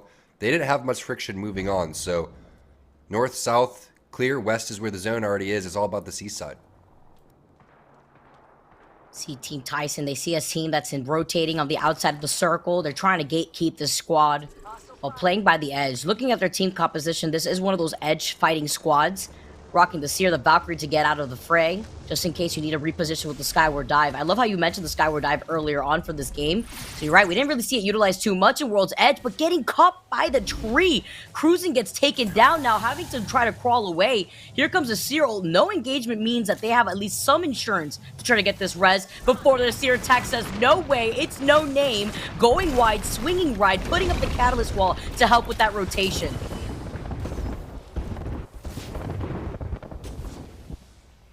Looks like the res is going to happen, though. It's so tough when you're healing inside of zone number 2. You want to push forward, but you have to heal all the way, as Leave No Witnesses doing exactly that. I love their team name because it's so true to their play style. Field goal inside of the Catalyst walls. Brutus realizing he got that knock. He didn't get the thirst yet, though, and it may cost them their life. Sometimes you get a little bit too aggressive over towards the edge of the zone, and multiple teams start showing up. Now Razor, a third team, shows up. Oh, he's trying to avoid the grenade, but he still gets taken down. Grenade set to his feet. You're dancing, you're moving, but Razor has you in their sights on the other side of this fight. So unfortunate for Leave No Witnesses. They get eliminated here. 12 squads left, and Razor are playing off the low ground after their fight that is happening right on top of their heads. No Name are going to be able to get all this loot right now, but they don't have a Valkyrie. They don't have the Skyward Dive, so they are going to be forced to either drop down or take a little bit of circle damage if they want to wrap around the rock to their left. They'll have the meds to do it here, and they also have the smoke grenades from the Bangalore, so they'll be able to have some room to breathe right here when they make their next move. I need help. Let's head that way.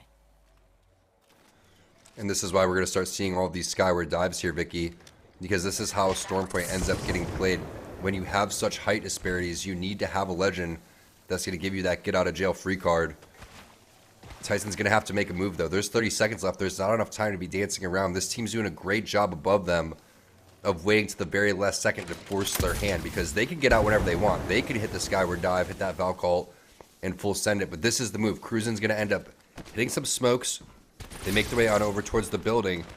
Gets the double time passive and realizes, hey, guys, it's safe over here. Let's find our positioning. Let's find our Skyward Dive and get out of here, because most likely their team's just going to do the same thing. It's a good move here, too. Good decision, especially with Circle 3 now closing in. The survey beacon, though, is going to be Axis. Razor's going to know where it's coming from. And also, right call here, because that's going to be the indicator that they need to disengage. Whether they want to try to take that fight or not, it's about that positioning that's more important here. Especially looking at the composition that they're rocking. much more edge-heavy team as Orioles gets one knock here onto one of the players right below his feet. Aegon by AOC playing on the other side of Mill, where we saw Team Kraken actually holding on to that fort on the other side. They're trying to take a look at the teams that are playing off their low ground.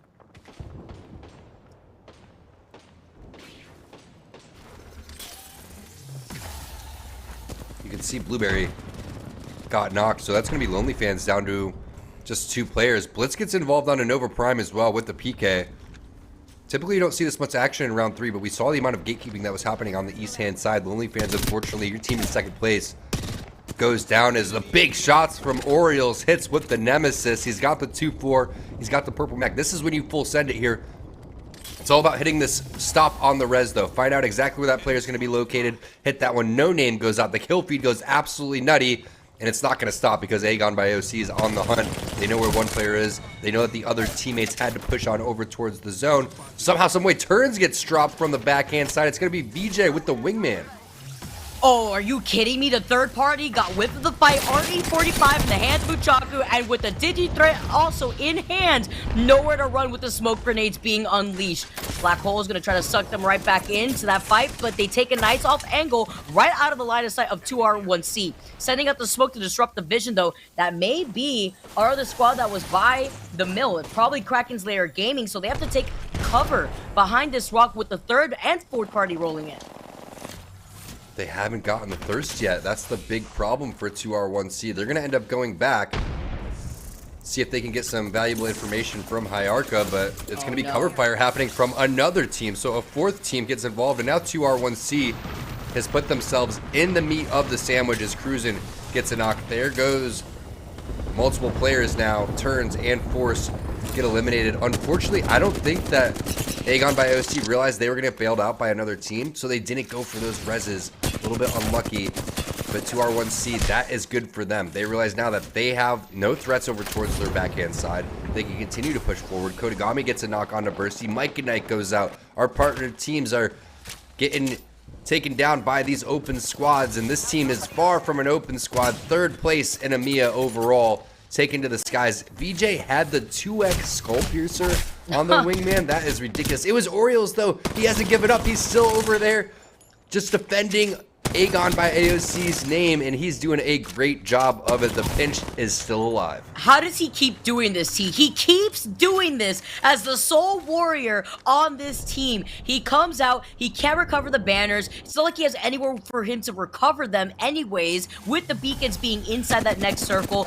And look at this, another rat. Rat Seer for Rat Seer. Call the Exterminator. It's going to be Goon versus Orioles. At one point, they're going to realize that they're both solos, and it's going to be extremely awkward as it's Seer on Seer action. There goes the ultimate. It looks like it kind of bounced in the air, though, so Orioles may be able to get to this one. But look at the head glitch coming in from Goon. He's getting shot in the back. Orioles is not able to get him, but he does get some help from the team directly behind him inside of the mill. Add an extra placement point. 4 kills, 3 assists, and Aegon by AOC may be the best rat team in Series E.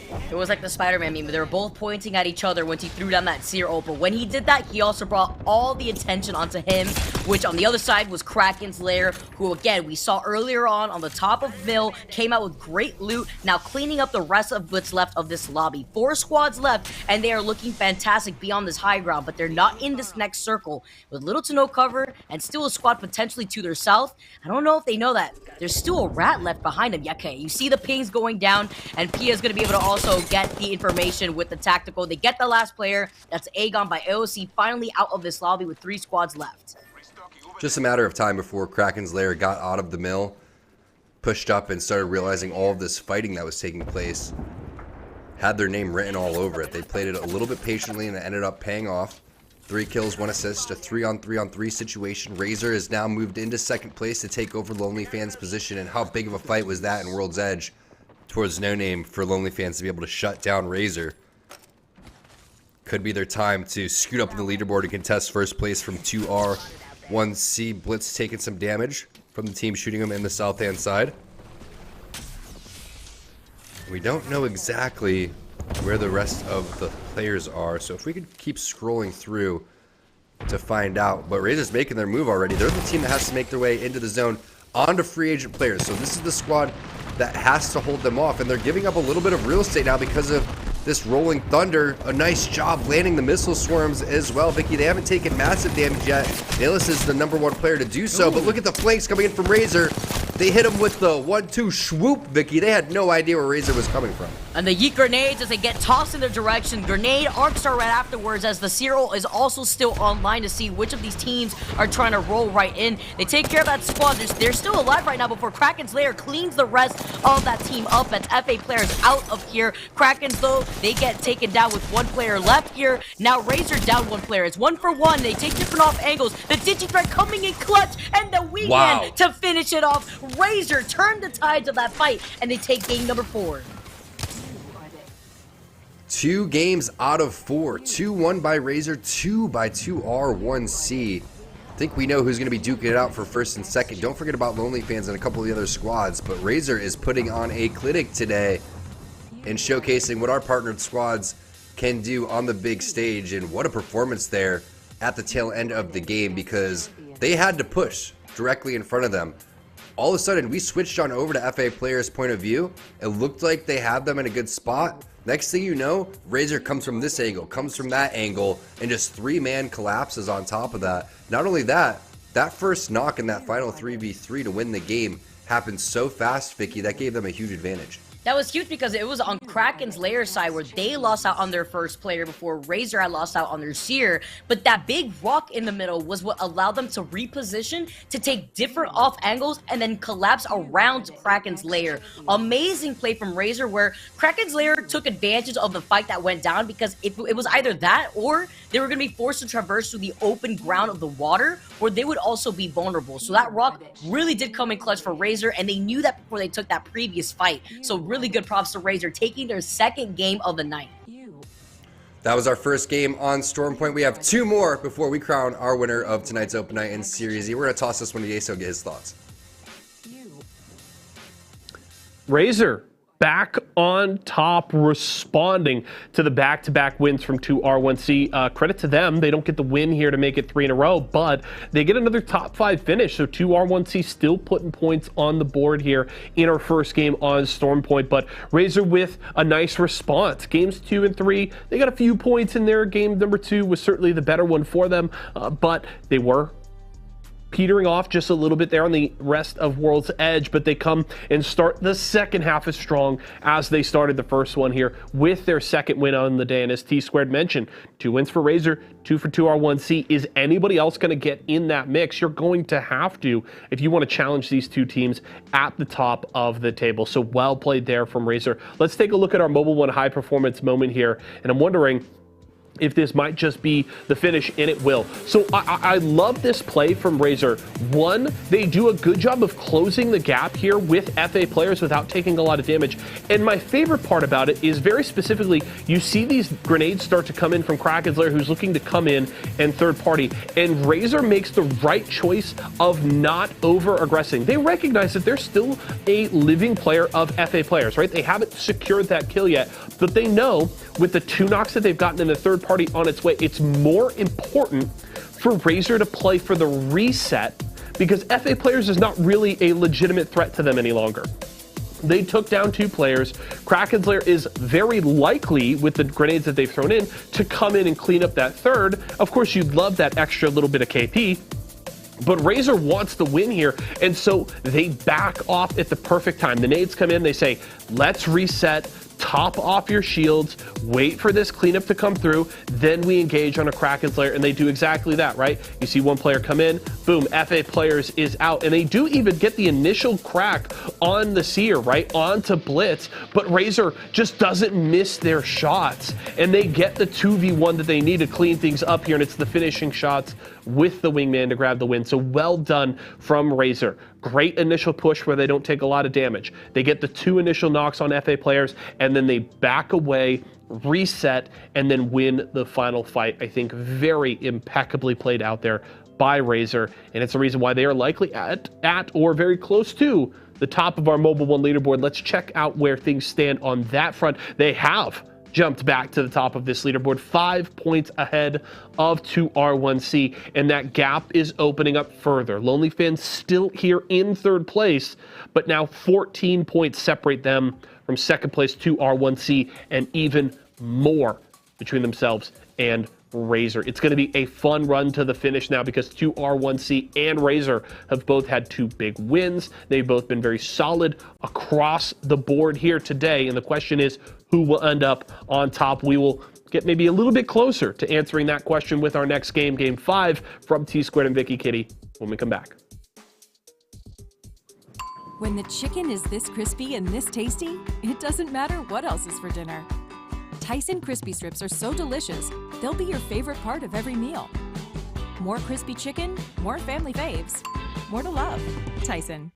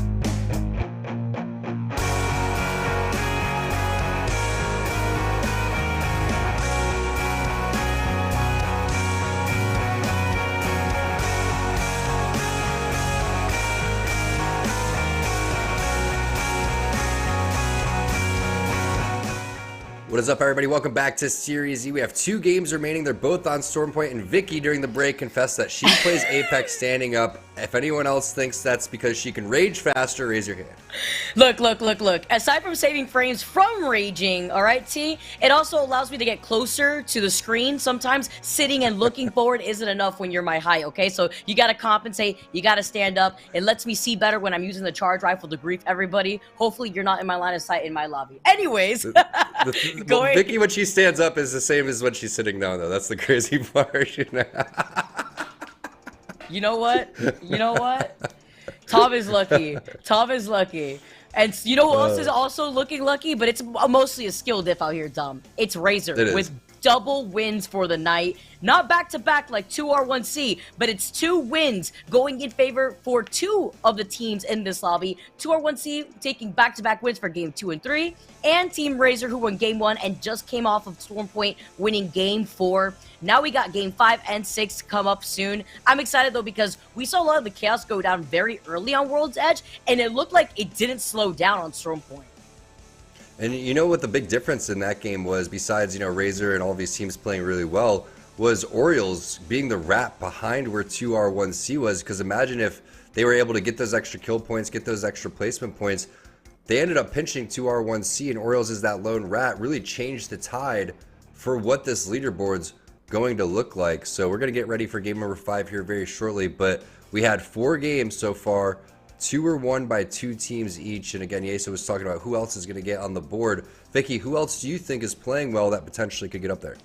Honestly, from what we've seen so far, I have to say Leave No Witness has been one of my favorite teams to watch so far. We've talked about them a lot for all the right reasons. It benefits them to have either replicators in their POI, having that digi threat, and actually having Karev being on that bang, not only move around, but getting the follows from Pyrrhus as well as Brutus. So it's been a really nice showcase from Leave No Witness.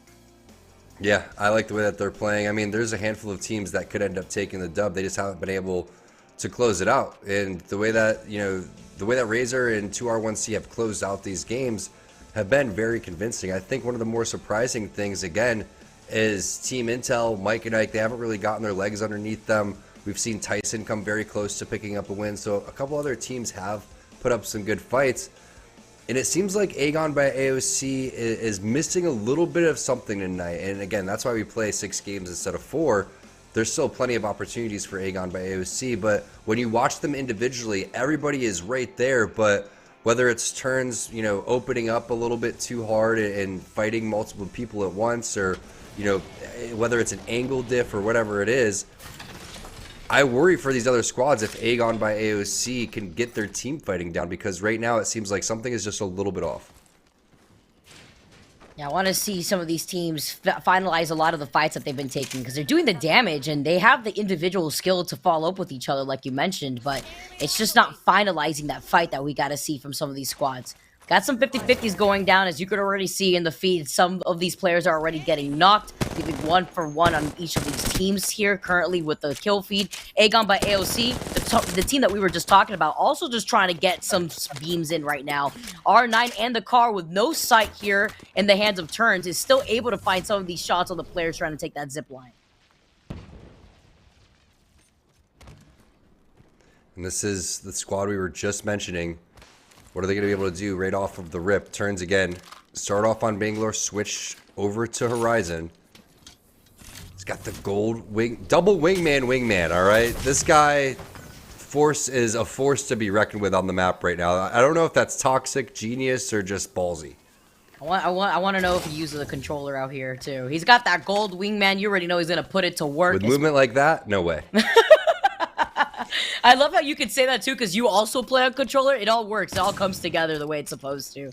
But what works here now too is the fact that the gold wingman comes with that digi, and being on the bang can be very helpful out here. But it's about finding your angles, and if you want to take this fight, because at this point, the players were able to get back up on the zip line. They've probably already reset in time. The one thing that they don't have on the high ground with those Watson fences already set up is the access to the replicator that Aegon does have. Something that Intel does not have right now while they're fighting in the Prowler's Den of Jurassic Park. They get fully sent on. They get taken out by FA players, quickly looking to loot them up before the Prowlers also take a chunk out of them. Then Team Tyson picking up some kills as well. as they scroll through the boxes and figure out what they want to grab from the loot. Ammo a little bit dire, but the game just began, so we'll find out what they're going to be able to do as they move forward. But that's a good sign for Tyson. They've picked up some decent kill points and placement points on World's Edge. Didn't have the best game number 4 on Storm Point, but that's a great start for them overall. Last game we had a little less action, or a little bit more action. So this game, technically, even though 3 teams have died, could be considered slow from what we've seen so far. And this is definitely a situation where you want to just get all the loot. If you're going to be on the edge here, Vicky, finish the POI, get some long-range weapons.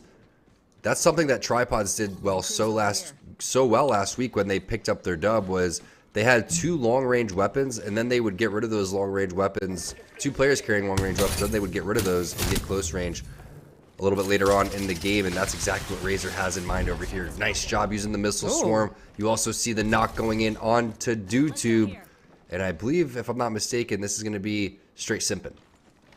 And Razor having the high ground. Nice angle for them. I love the finish up with the Arc Sar to follow up from the missile swarm, making sure you won't be able to crawl away to any sort of safety.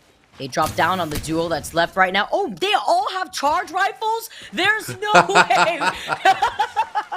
Looking like a Tiesto concert out here. They lit him up like a firework for real. That was insane the way that just looked. The way they crossed paths too. Meanwhile, on the other side, Ware also in the fight inside, playing this as a duo. They're up and healthy, playing off the little side of the stairs, getting out of the line of sight to take care of Copium as a duo.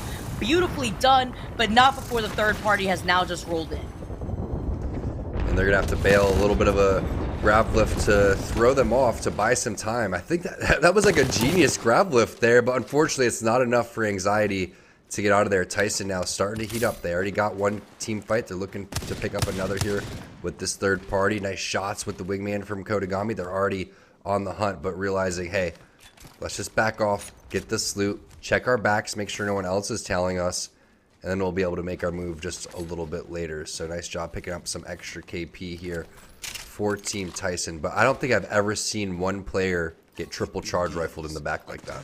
Not like that. I'm actually raging from saying it. I feel like I'm having an episode of PTSD from the charge rifles just griefing him all at the same time. I wonder what those comms sounded like a 3-2-1 charge him. I mean, I guess beam him down with it. But now that we get to take a look at where this circle is going to be pulling, very similar to the circle that we first had on Storm Point in the last game, pulling towards the east side of Mill, towards that open water area. Looks like it's going to be pulling still up towards the northwest side again.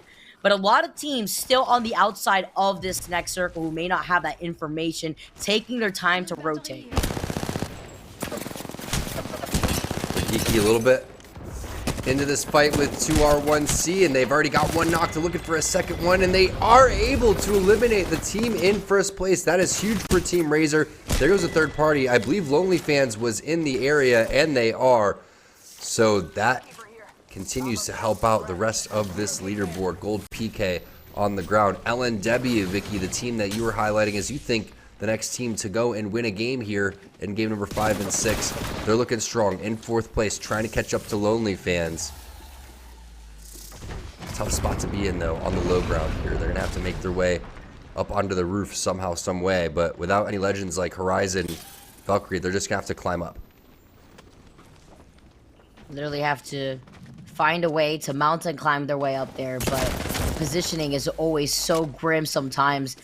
They try to swap though, 1 by 1, put 78 onto the other player, but now the Seer pops his head out too. Oh, he turned around, quickly diverting his attention and his momentum on the other side. Getting shot from behind, though, is scary. Forcing your way right back inside of this building to reinforce the doors is definitely the play here. But it's scary because this fight was taking so long that another team looks like they've been able to roll in from behind. And a nice job using the catalyst spikes to go long way on the stairs instead of going vertical. So I really like the idea of what Purus is bringing to the table on this catalyst, reinforcing that wall down below, going for the Phoenix kit here. Hopefully for him, he doesn't get hit by this Arc Star or potentially a Seer scan to stop his heal. But look at the rest of his teammates. While he's healing, they're pushing up. Free agent players get dropped. The hunt is on for the team directly above them. It looks like it's just going to be a solo Valkyrie. Just one more shot, and they find him. Silent ends up going down.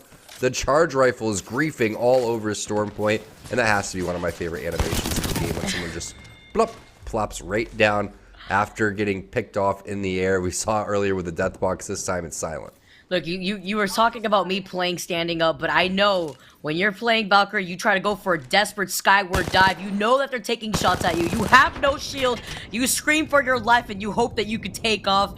Leave No Witness did not let that happen. Beaming right out of the sky, using that charge rifle like a fly swatter on the Valkyrie. They're going to be able to clean up some extra KP in the process before the other squad is able to take control of the other buildings right to their south. It's Mike and Ike that lose out on their Valkyrie, and it doesn't look like they're looking to recover that banner, unfortunately, but they have to try to play for this next circle positioning. Wizard Coin's trying to see if there is some sort of opportunity, but it can be so risky with not just one squad right in front of them, but two squads with the building right next door to that one.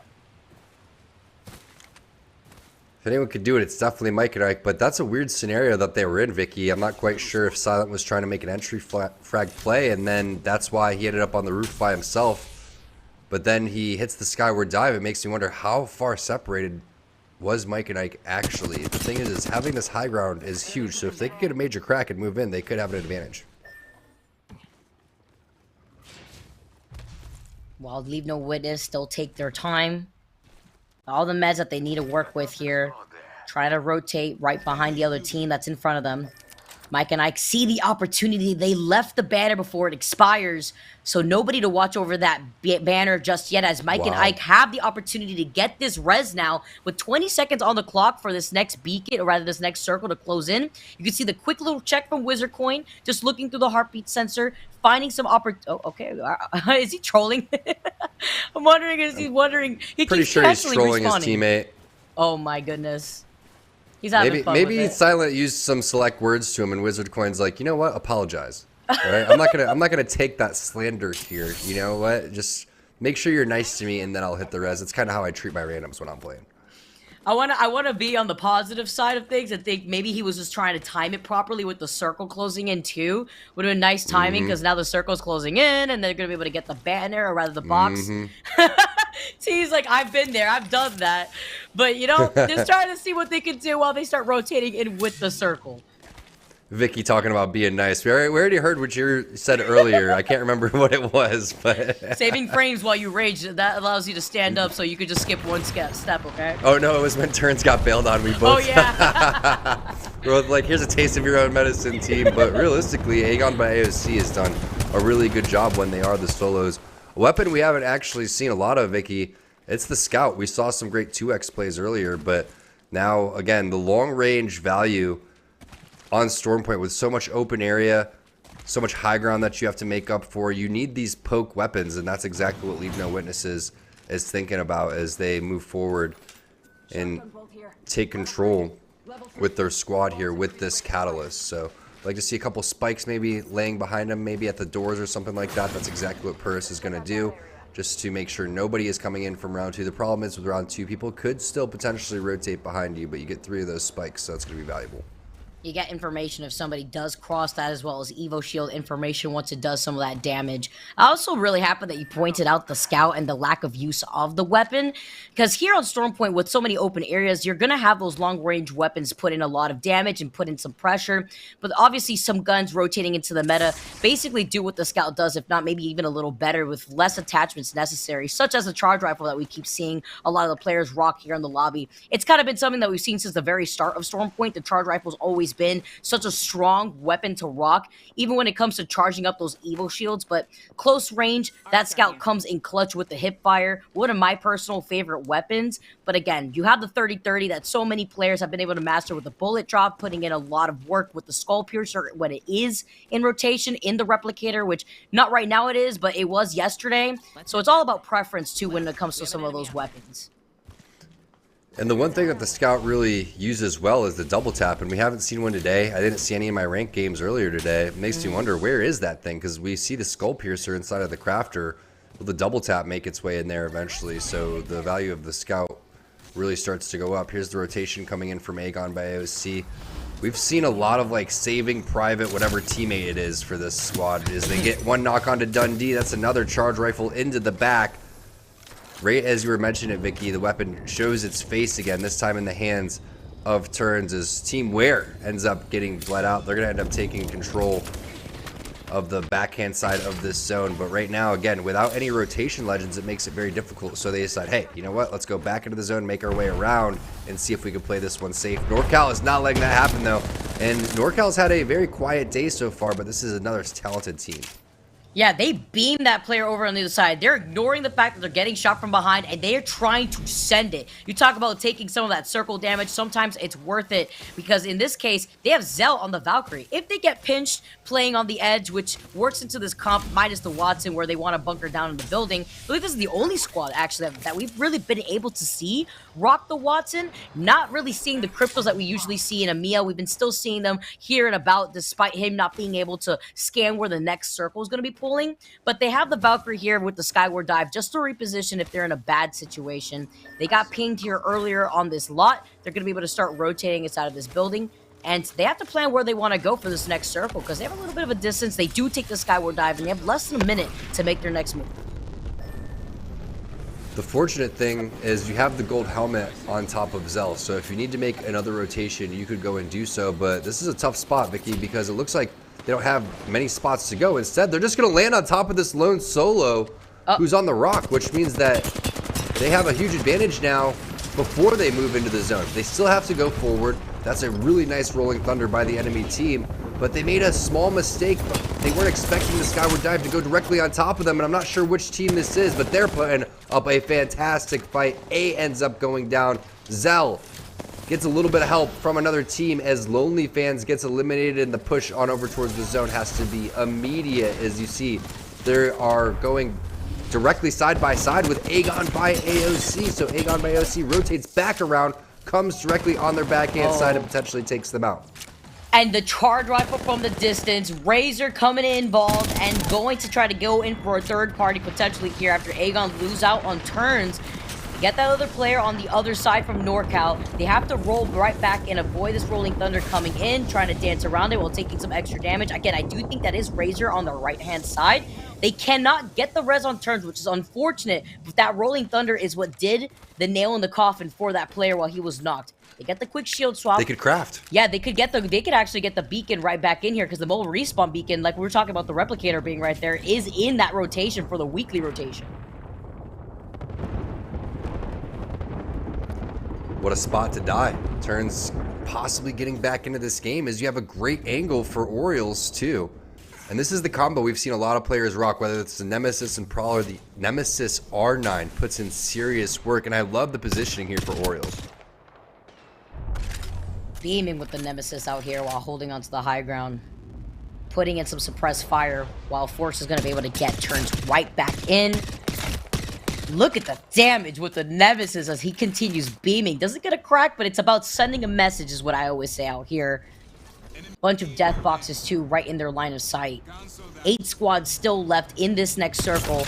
And with the mobile respawn ship coming right back in, he continuously beams the other players right to their south, preventing them from crossing over this open ground to contest them.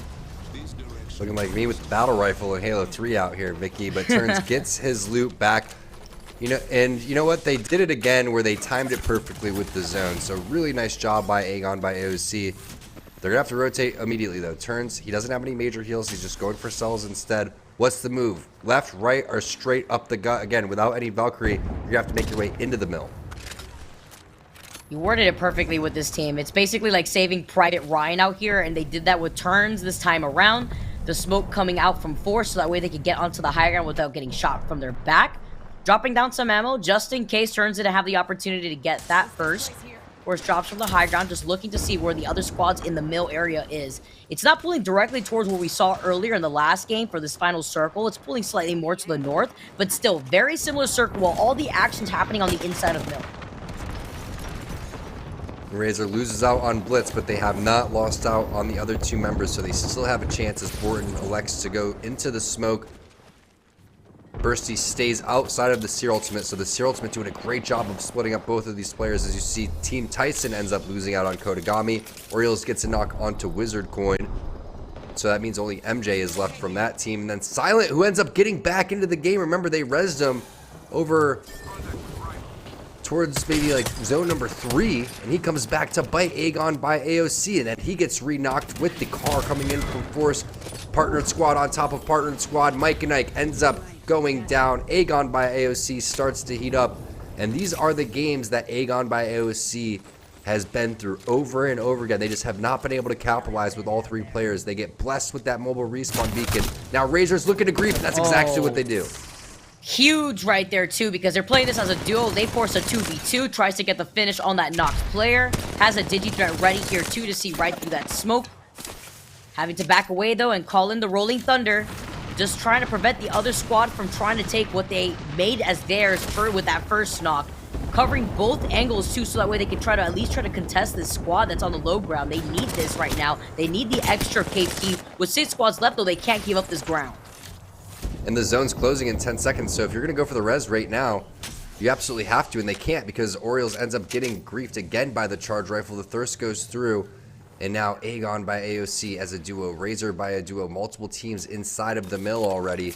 This is going to be a tough rotation for both of these teams. Razor has not picked up that many kill points overall, but they are looking to pick up some serious placement as you see multiple teams on top of the roof inside of the mill. Another team making their way to potentially fight this squad.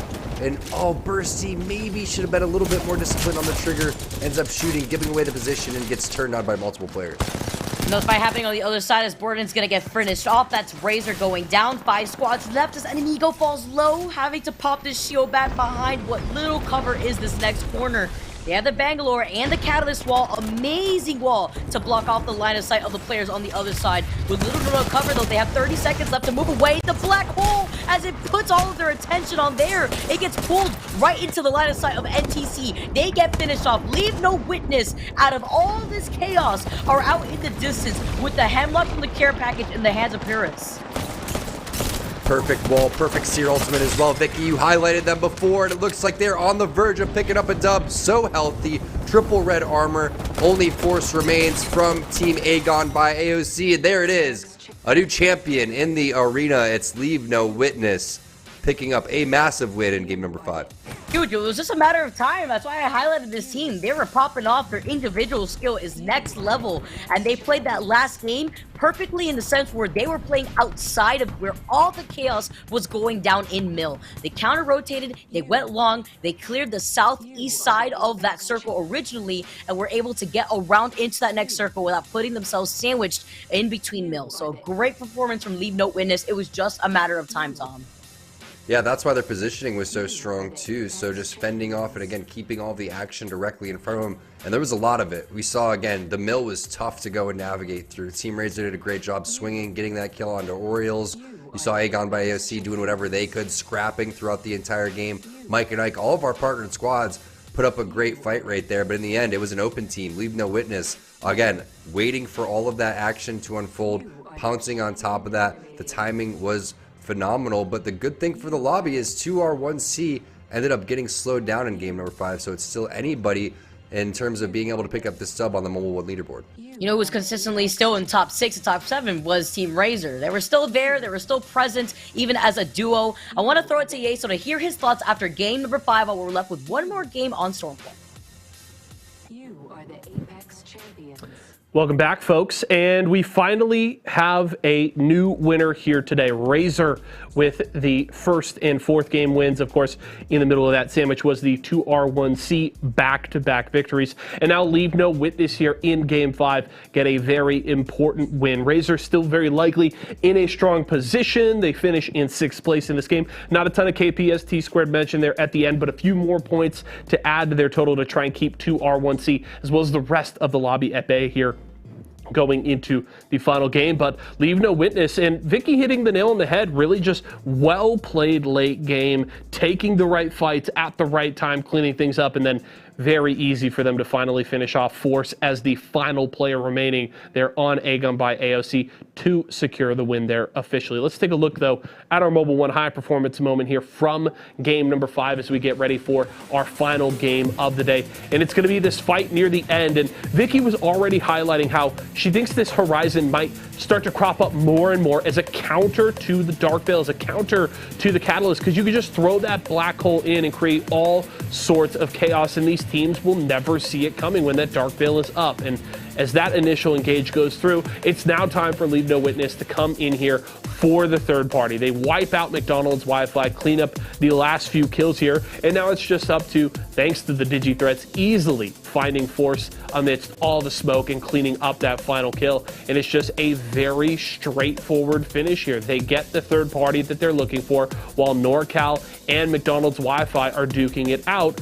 Leave No Witness are in position at range to get some shots, work their way into this chaos. They threw down their own Dark Veil and then come in to finish off these players and grab the win. And it's just very well timed and well played by Leave No Witness. And it's why they are our winners here in game number 5. And now the question will be, as we go into our last game of the day, of course, one, what does that gap still look like with Razor and 2R1C at the top of the leaderboard?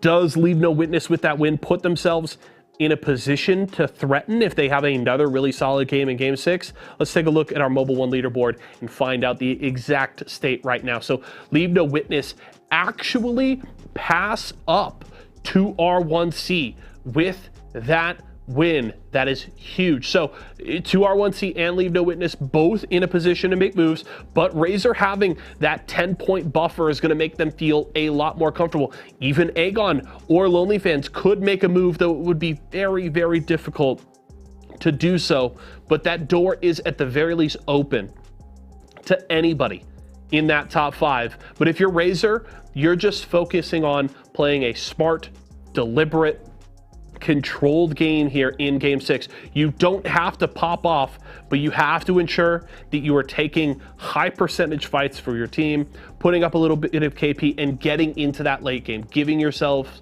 the opportunity to put a solid 10 points or more on the board has you in a wonderful spot to take home first place here tonight. So keep an eye on Razor, Leave No Witness, and 2R1C going into this final game. We will have our last bit of action here for tonight when we come back. T-Squared and Vicky Kitty will have it all for you in just a few.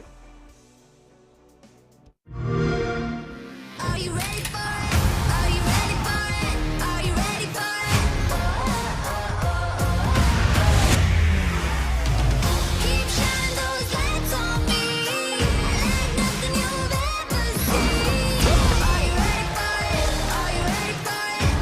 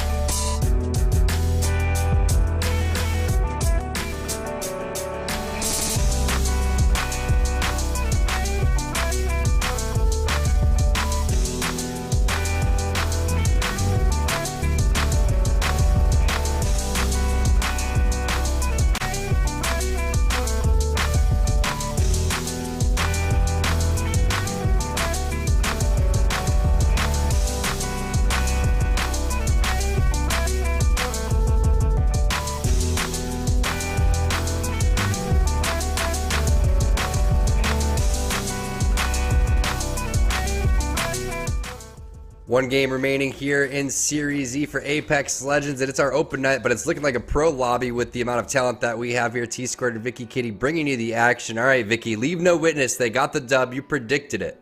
I love to see it. Not only were you a fortune teller earlier on with the circle prediction on World's Edge, now I'm out here calling a leave no witness. They are in second place with 10 points away. What does my crystal ball tell me for this top 3? Because it's pretty close out here between our top 4 squads. Even Aegon by AOC has also have they've also had an amazing night. They're currently sitting in 4th place with 51 points, right behind 2R1C that have 54 points, 1 point between themselves, and Leave No Witness sitting in 2nd place with 55 points, and then Razor with 65 points. One of our more consistent teams out here. They've taken 2 games, but they have always been within the top 3, top 5 realm of these final games, even on the last 2 to 3 games that they did not win. Yeah, realistically, we have 5 separate teams that can end up winning this one, going all the way down to Lonely Fans. And then another team that's been kind of flying under the radar, it's our 6th place squad, Kraken's Lair. Been really impressed with what they've been able to do. And it just goes to show you, again, how tough these lobbies are in Series E. And I hate to keep using them kind of as that standard, but they're in the Pro League. It's Team Intel. And they're coming out again, right in that 15th, 16th area. Something, has to give in terms of when are they going to turn it up a notch. But that's just how tough, again, these lobbies here on our open night. I'm really rooting for Intel. I think they're going to get it together here going into this final game. We've seen them do this before where they've had a slow start and they really start to pick it up in the end. Hopefully that's going to be the case, but our partner squads have been phenomenal today, all the way from Team Intel to the top in Team Razor. Looking forward to watching that accumulative leaderboard continue to grow and kind of shuffle too as we find out what's going down for Season 7 of Series E Apex Legends. We're getting ready here for game number 6, but right now, if you're wondering what the leaderboard looks like, who the teams to watch out for, Team Razor in 1st place, Leave No Witness in 2nd, in 3rd place, 2R1C, then Team Aegon by AOC, and Lonely Fans in 5th place. As we see T2's biggest fan, he gets taken out first. Feel your pain, man. It's unfortunate, but I feel like the name maybe have cursed him or something. Not trying to say anything, but Straight Simpin looking like they're in some trouble. McDonald's Wi-Fi also playing this out as a duo, so it is a 2v2 on the other side here. Straight Simpin unfortunately get eliminated as the first squad to go, but Intel... Tom, I think you're cursing them out here. You were just talking about them, but they got charge rifled in the back. They get eliminated in 19th. McDonald's Wi-Fi don't want to be the 3rd team, but it's crazy in this final game how crazy aggressive a lot of these teams are off the rip. Yeah, if you're new to Series E, if you're new to Apex Legends that's competitive, as soon as you see that leaderboard coming out, everyone understands how hard they have to go in order to get inside of the money. So they fully send it and they recognize that they need to have a massive game going forward, and sometimes that ends up clearing the lobby out just a little bit faster than typical as GIB gets taken down. 3 squads already end up biting the dust. But Vicky, how are you going to say that? I cursed them because of the name, and now I'm cursing Team Intel. Am I just a cursed person? Is that what you're implying? I called you a fortune teller earlier on, and now it's like the grim is being read off the teacup. I don't know. The tea leaves has to tell its own story out here. And a lot of these teams that were struggling on the bottom end of the leaderboard looks like they're falling in and staying in that bottom end of the leaderboard. NTC now on top of the ship of Mirage Voyage, trying to take some shots, but Talus falls incredibly low. This is actually another team that I mentioned at the pre-show that I was expecting to pop off to see more of, but I haven't really been seeing them too much. And there it is. No Name gets dropped by NTC. And the Spitfire, low-key, one of my favorite weapons to pick up off of the rip, because not a lot of people are expecting you to just rip in about 40 shots, and you can use it close range, you could use it medium range, not the best at long range, but one of those weapons that is a little bit underrated and underutilized. You need a lot of ammo for it overall, but we're going to see what Lonely Fans is up to. As you can see in the bottom left-hand side, 5th place for them. Trying to make some moves. You can see the smokes inside of the building. Buddha has been phenomenal today. At one point, looked like he was going to set the record for kills in Series E, as he had 7 kills with still 8 squads remaining. There goes the Sky Nade. A doesn't make his way up on over to the zip line, and just a little bit of a bait as they see the other team is ran outside of the Seer ultimate. One player remains on the roof, a couple players dancing left and right. There goes the enemy Seer ult, and it may be time for Lonely Fans to slow play this just a little bit. Looking like a Venn diagram, and that is not the slow play that you were expecting. Blueberry got sent on in the front doors that were blown up. Looking to his back, he doesn't expect it. He has an EVA 8 with a gold shotgun bolt, but to his back, he wall bounces. It's not enough. Both players still are fully up and alive, and Buddha has to recover with the shield bat. He pulls it off. Now he's popping the med kit, but he's forced to leave his 2 teammates behind. Nothing Buddha can do in this instance, but he looks like he's got the beam in his back pocket. Takes the Ryzen down to no shields. Does get the knock onto MJ. Potential third party coming in for Mike and Ike as they take on over towards the bridge to try to defend MJ in his life. MJ ended up going for the flank. It's impressive to win that fight against MJ, considering the first shots with the R9 did not look very smooth, not very Buddha-like. The R3, though, completely on point. Just kind of shows you a little bit how mental this game is, too. He understood, both of my teammates already down. This is a 3 versus 1. How much fight do I necessarily have left? He had a lot left in him. MJ gets res. The cover from Silent has been phenomenal on top of the high ground. And you can see multiple squads have been eliminated. We're down to 14 already. 6 squads as the zone is closing. Cruisin continues to put in work, this time with the charge rifle on the Nova Prime. And the sing and dance with this player on top of the building has been insane. It's time to rotate, though. Silent drops down. MJ gets res. He's going to pop that med kit.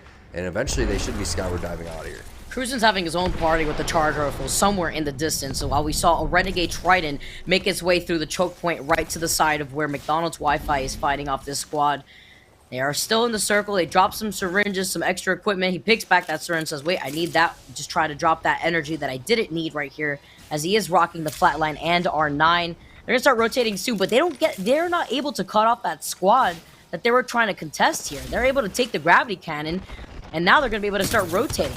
Meanwhile, here's Cruisin still being a menace with the charge rifle. Lovely to see that he's got that purple sniper stock, as well as the 3 times to continuously put this pressure on that sole player that's on the high ground.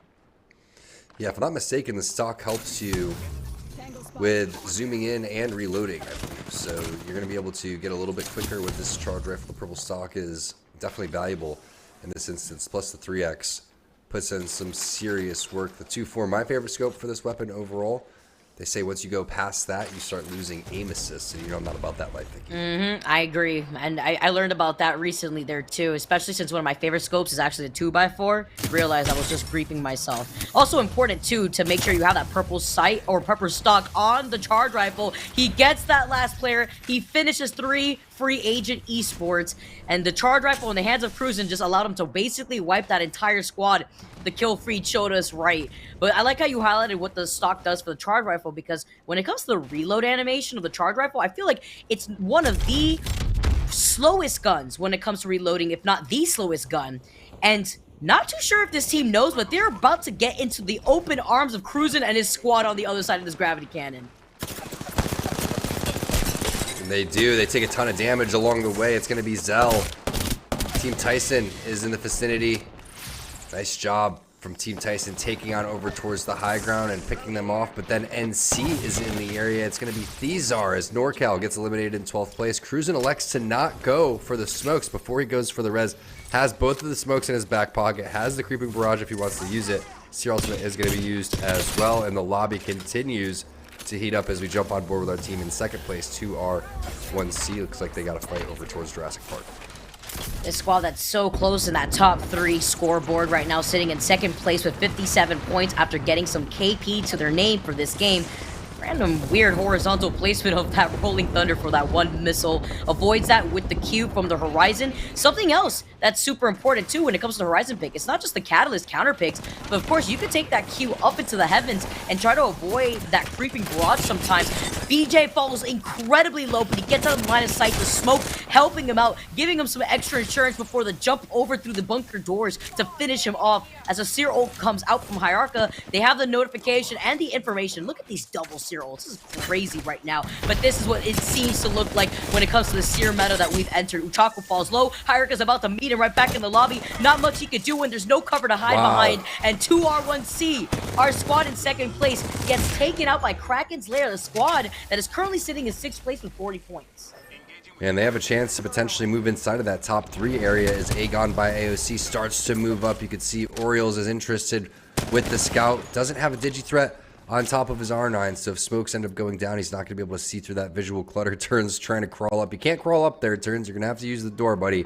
But a nice job from Kraken's Lair to drop 2 R1C. There goes the Seer ultimate from Orioles. They don't have one on the side of Kraken's Lair, so it should be a big advantage for Aegon. Like the wall going up, blocking out the vision. The squad's trying to get away, even if it means rotating on the outside of the circle. But look to yourself.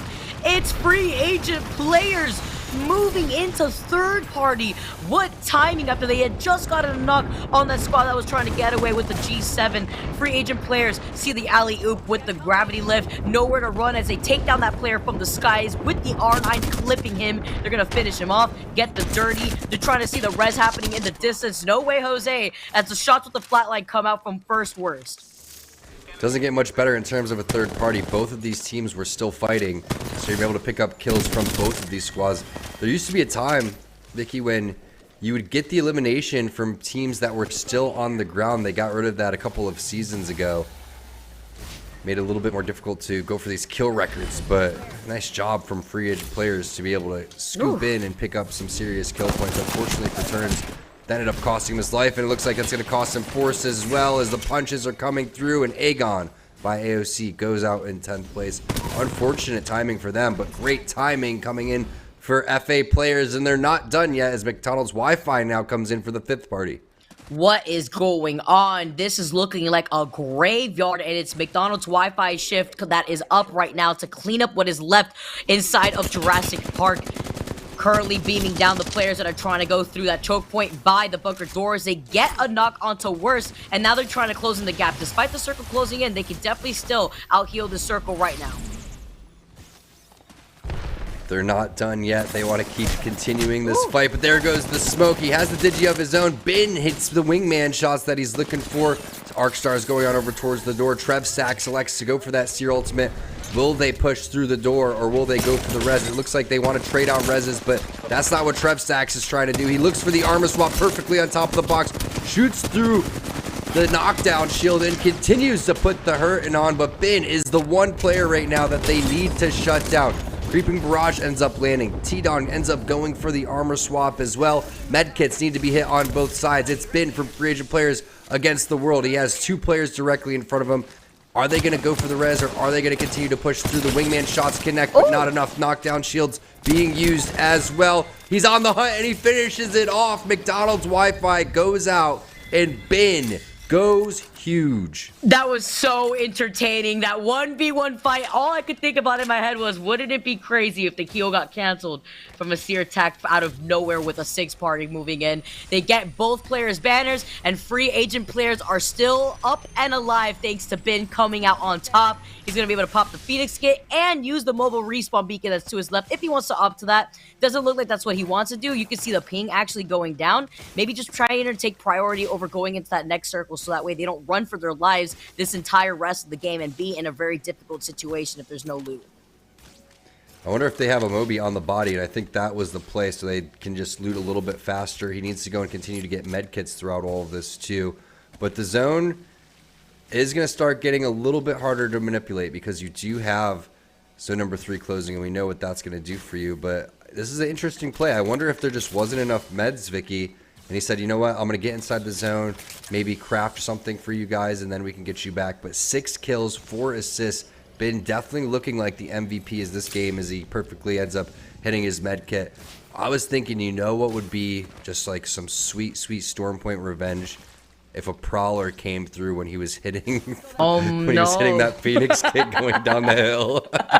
You truly choose violence out here. I see your chaotic mind at work. I would have been so mad, but it's true. And what's crazy is with all that fighting, we didn't see the Prowlers try to grief any of those players. Maybe the Prowler dev was cleared prior, but it was just so chaotic in Jurassic Park. It was straight up like we were actually in the movie, minus the Prowlers being present. It was just the players that were the dinosaurs instead. Razor now playing off this little slight rock end, though. I like this position But is it the best position with so many other teams that could take a high ground position right above them in that north side or through the gravity cannon? They could get pinched here with the other squads that are also forced to rotate from the south side, which looking at the overhead map earlier, we do know that there was a lot of teams still around the storm area, so the storm catcher area. So a lot of these teams could start rotating from the other side of Razor, and that's why they're starting to rotate now. Razor's looking to capitalize on this. They've won 2 out of the 5 games. Can they make it 3 out of 6 here and walk away with a dub? This is typically what we see, Vicky, from these teams inside of the top 3, is they let the rest of the lobby clear out. They're really hoping and praying that it's not one of the teams behind them that's really popping off. Try to get those extra placement points and just kind of sail their way into first place. I like the slot process for Razor. Like this positioning and the patience here from Razor. 8 squads left while things slow down slightly. They get scanned by the survey beacon. They know exactly where it's coming from. You can see the pings. See the other squads in the area. Oh, they see where that squad is going to be rotating there too. That's a lot of information for them to work with because they do see that there was a team in this spot here too. And that's why they wanted to hold the outside edge of Thunderwatch. Some shots taking at them right now as Leave No Witness are looking to try to take another win under their belt after coming out as victors of Game 5. Nice tracking with the R9. The Beamage coming in, but he's forced to pop the shield bat. Now, the Rolling Thunder still available here for Karev as Leave No Witness now make their way inside of this building. The Digi-Threat coming in clutch. He is literally one, but he has to reload both his guns. Unfortunate as he manages to get away. I thought Curve was fast. That guy was the fastest player I've ever seen. It was like Octane running around the map right there as Curve goes and hits the heels. Another player up on top of the high ground. Got to be a little bit careful. This player is being extremely sneaky, and Curve is playing it smart, using the smokes, working with his teammates here, waiting for the potential seer scans before they decide exactly what they want to do. Best case scenario is they hit a climb up, but instead of doing that, they toss a nade. Then they're going to go and use that to go and make their way on over towards the high ground. But they use the enemy grav lift to make their way over towards the very ultimate height. And that is a play. That's a vibe for Leave No Witnesses. Now, a couple of different angles can be taken here for Curve if he wants to go and utilize the second or the third area of this building. And right now it looks like that's what he's going to do. He's going to go drop down and use that angle. We like this movement, Vicky, and he just continues to not disappoint. I love the IQ plays being done by this team. I know they wanted to take the high ground right there too, but it was a nice option here for both Brutus and Purist to actually hold the low ground while Kriv was able to jump onto that little lip of that second floor, catch that last player. Better to play safe than sorry out here from this team here too. I like how they've been playing passively, despite even seeing that was a rat at the very end. Now FA players also having to play this as a solo. We saw them earlier. They exit out of Jurassic Park. Bin, the sole survivor out of all that chaos, coming out as not just the kill leader, but with a total of 11 KP for the entire team. Not sure he's going to be able to get his teammates back in this, but with everybody distracted on each corner of the circle, trying to fight their own battles, maybe he could sneak one in. The way he's playing, it's like he's a 3-man just by himself. So we'll see what he's going to be able to do. Dude went absolutely nutty in that team fight. Unfortunately, that respawn is just out of reach with 10 seconds left. He's not going to be able to do it. I like this play. Don't give up your positioning. Play on over towards this high ground. Perfect little area cubby inside of this rock to go and hide. You can see the player outlines from him directly south. So if there is a seer team, it's going to end up coming back to bite them. But while that's happening, Leave No Witnesses gets into a little bit of fight. This is the team that's coming after Razor for first place, who's been slow playing things the majority of the game. 6 squads remaining. We know who the solo is. The rest are teams of 3 as the wall goes down for Catalyst and Pyrrhus. Seer ultimate happening to try to slow things down. They've used a wall of their own. Just one more shot before Pyrrhus goes down. He's able to get back on over towards safety. Clenching as he pops the shield bat, and the suppressed fire comes from the rest of his teams. The beam with the R9 coming in again. Look at these walls helping them, surrounding them to give them some extra cover as Pyrrhus is going to be able to try to pop the medkit. He disengages because the circle's closing in. Brutus gets stuck on the tree branch. They're forced to run into the open area in the line of sight of not just one, but 2 teams. Now playing off the third team right on the low end of this rock lip. They try to get onto the top. They get the kill. NTC gets eliminated, and with 5 squads left in this final game, it is looking crazy. It was Tyson above them, but all of a sudden MJ comes through with the scout and helps them out just temporarily. Heals end up going down for Brutus. This gold armor is huge in this type of situation as Kodagami potentially gets rezzed by Stankini. Nice job throwing the Seer ultimate to find out exactly where everybody's located, and it's going to be the smoke to buy some extra time. The Seer Q ends up going just a sliver too late. It's a gold knockdown res for Leave No Witnesses. That is huge. And now they stand a chance of still taking first place away from Team Razor. They got to take their time clambering up. Who's going first? Trying to push each other, elevate each other through jumping on the other's head real quick. Who's gonna get through that lip? It's Razor. Our partner squads are doing amazing in this final game right now. Razor sitting in first with 71 points.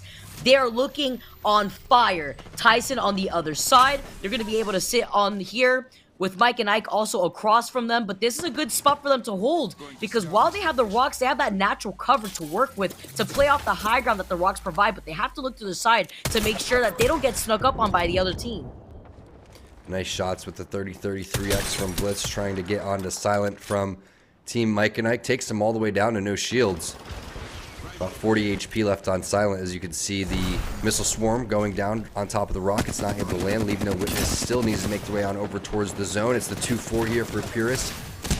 The Thermite is going to connect, but it's not doing enough damage, and Leave No Witness looks like they're on the verge of being eliminated from Team Tyson. Partner team helping out partner team as Razor was putting shots in the back into Team Tyson as well. They've taken over the high ground, and it's 3 partnered squads in the final circle. Team Mike and Ike, Team Razor, and Team Tyson. Razor should be able to secure first place with this one. Just a matter of, will there be a fight for this accumulative leaderboard? We know where everybody stands. Team Mike and Ike is on that low ground over towards the west-hand side. You can see Team Tyson is the other squad over towards the southeastern side. Seer Ultimate taking place. Borton looks like everybody running out of heals here for Team Razor, Vicky. This is insane.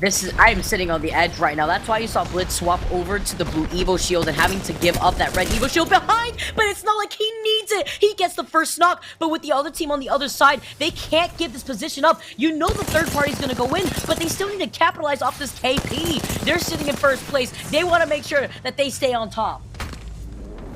He doesn't have any syringes either, Vicky. He literally has nothing besides ammo, and that's going to mean Team Tyson should be able to buy time to move up. There's not enough time to loot these boxes either for Team Razor. It's in a fairly dangerous spot. Wizard Coin goes down.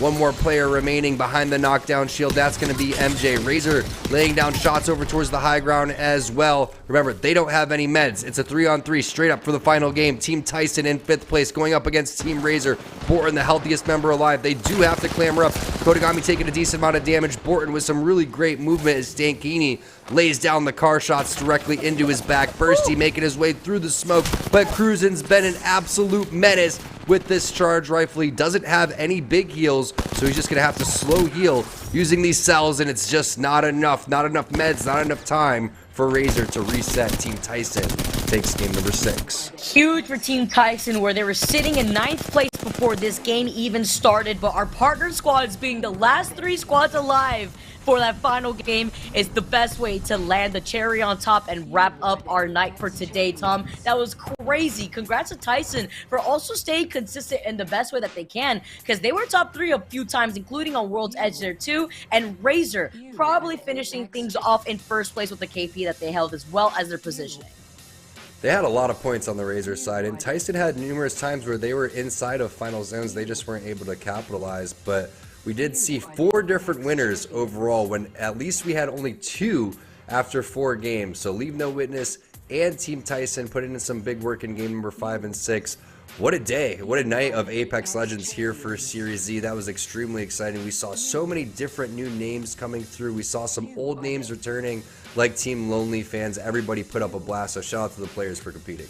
Yeah, I loved watching how a lot of these players have also experimented with new things that have been shifting in the meta. We saw a bunch of Rampart in Pro League. We're seeing Mad Maggie come out of nowhere here. Lots of Wraith being used on World's Edge. I love it. The Horizon picks to counter the Catalyst wall eventually with the Black Hole. It's been very exciting to see how a lot of these teams have been bringing out what they think is best out for the team. But the one thing that we do see is consistently, Tom, is the Seer. The Seer meta continues to stay alive, and it's been a bit of a problem, but it's been nice to see the change up from a lot of these other teams. Yeah, the nerfs weren't as big as we thought they were. I mean, you can still see that he's being utilized a handful of different ways. Bloodhound, he's out of there. Seer, he's going to continue to skyrocket. Vicky and I are out of here. We'll see you guys next week. We're going to toss this one on over to Yeso.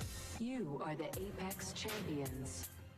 Big thank you and a lot of love to my friends T Squared and Vicky Kitty with a wonderful cast on the day. So thank you to both of you and enjoy the rest of your week. Looking forward to some awesome ALGS action this weekend, Vicky. We'll be keeping an eye out for you there. And of course, Tom with the awesome watch parties as well. As we wrap up tonight, of course, Tyson with the win in the final game and doing Razor a big favor because things were very close, very tight there in that final circle with Leave No Witness still alive because as you saw, Razor had kind of taken the strategy that I talked about prior to this game. Play it slow, play it deliberate, get yourself into that late game to give yourself an opportunity to win. You don't necessarily have to frag out. And they kind of did exactly that because with 4 teams remaining, they had 1 KP, so they hadn't put a ton of points on the board, but they'd put themselves in the position to try and close things out, and Tyson taking out Leave No Witness opened the door for Razor to finish things off, and while Razor didn't get the win, they likely got just enough points to take home a victory here tonight. Let's take a look, though, at our final Momo 1 high-performance moment here for the day, and it's a look at Tyson closing things out. They've got the easy finish up as they've got Mike and Ike backed into a corner here in this final zone. They just got to finish off the last bit of health here for MJ. And now they turn their attention to Razor. And as you can tell by the health bars, Razor just bleeding resources at this point. Didn't have nearly enough to deal with this push here from Tyson. Though, I will say credit to Razor for honestly making me at least momentarily question whether or not they could clutch this out. They get that big knock onto Stankini, and they've got cruising low a bit on shields at the very least, so they maybe open the door, but ultimately Tyson able to overwhelm with the amount of health they came in with and just the severe lack of resources, meaning that any sort of mistake from Razor was so easily punished by the side of Tyson. But Razor put themselves in that position to try and take home the victory tonight. And Tyson ends the night on a very nice high note here with the win in Game 6, meaning that we do end up getting 4 different winners on the day, of course, with Razor and 2 R1C doubling up. And this is Tyson, who have even more ground to make up on those overall standings that we looked at the top of the day. And while it's unlikely that they could challenge for that number 1 spot, they could still be in the mix to lock up their position going into next season. So a very important win there for Tyson. Let's take a look, though, at how things ended up on our Mobile 1 leaderboard. And it is, in fact, Razor with the victory there. Leave No Witness finishing in second, and 2 R1C round out that top 3 with 57 points. Tyson getting very close. Unfortunately, not enough to jump ahead of 2 R1C at the end, but still right on their heels, and they jump a point ahead of Aegon by AOC. And we talked at the top of the day, it was a 110-point gap between Razor and Mike and Ike at the top of the standings. Razor has closed that gap here today by 42 points. That is a huge day for Razor. Aegon on their own closed it by 19 points, and it was a much smaller gap for them. So both Aegon and Razor having very, very big performances here today to change the complexion of what it looks like on that overall leaderboard. And if we can, I'd love to take one more look at it before we go. I don't know. Okay, it is in fact updated with today's current results. So this is where we stand after today's competition here. Razor now within 50, that's 60, 68 points of Team Mike and Ike there. And Aegon now within 52. So now Razor right on Aegon's heels here, which is huge. Second place is going to mean a lot here in the end of the season, but Aegon and Razor putting themselves in even better positions to try and make some big late season moves here. Mike and I going to have to stand their ground big time if they want to claim that Season 6 championship here in Series E. It's going to be a hell of a run to the finish, and I cannot wait to watch it all here with all of you over the next few weeks. Looking forward to it very, very much. That is going to do it for us tonight, though. Multiverses on Friday, Guilty Gear Strive tomorrow night, so there's still plenty of Series E action to come, so I hope you are looking forward to that. My name is Yeso. As always, such a pleasure to host for all of you. For myself, the entire live broadcast crew, and everybody here at Esports Arena, thank you so much for watching with us here tonight. We will see you again tomorrow.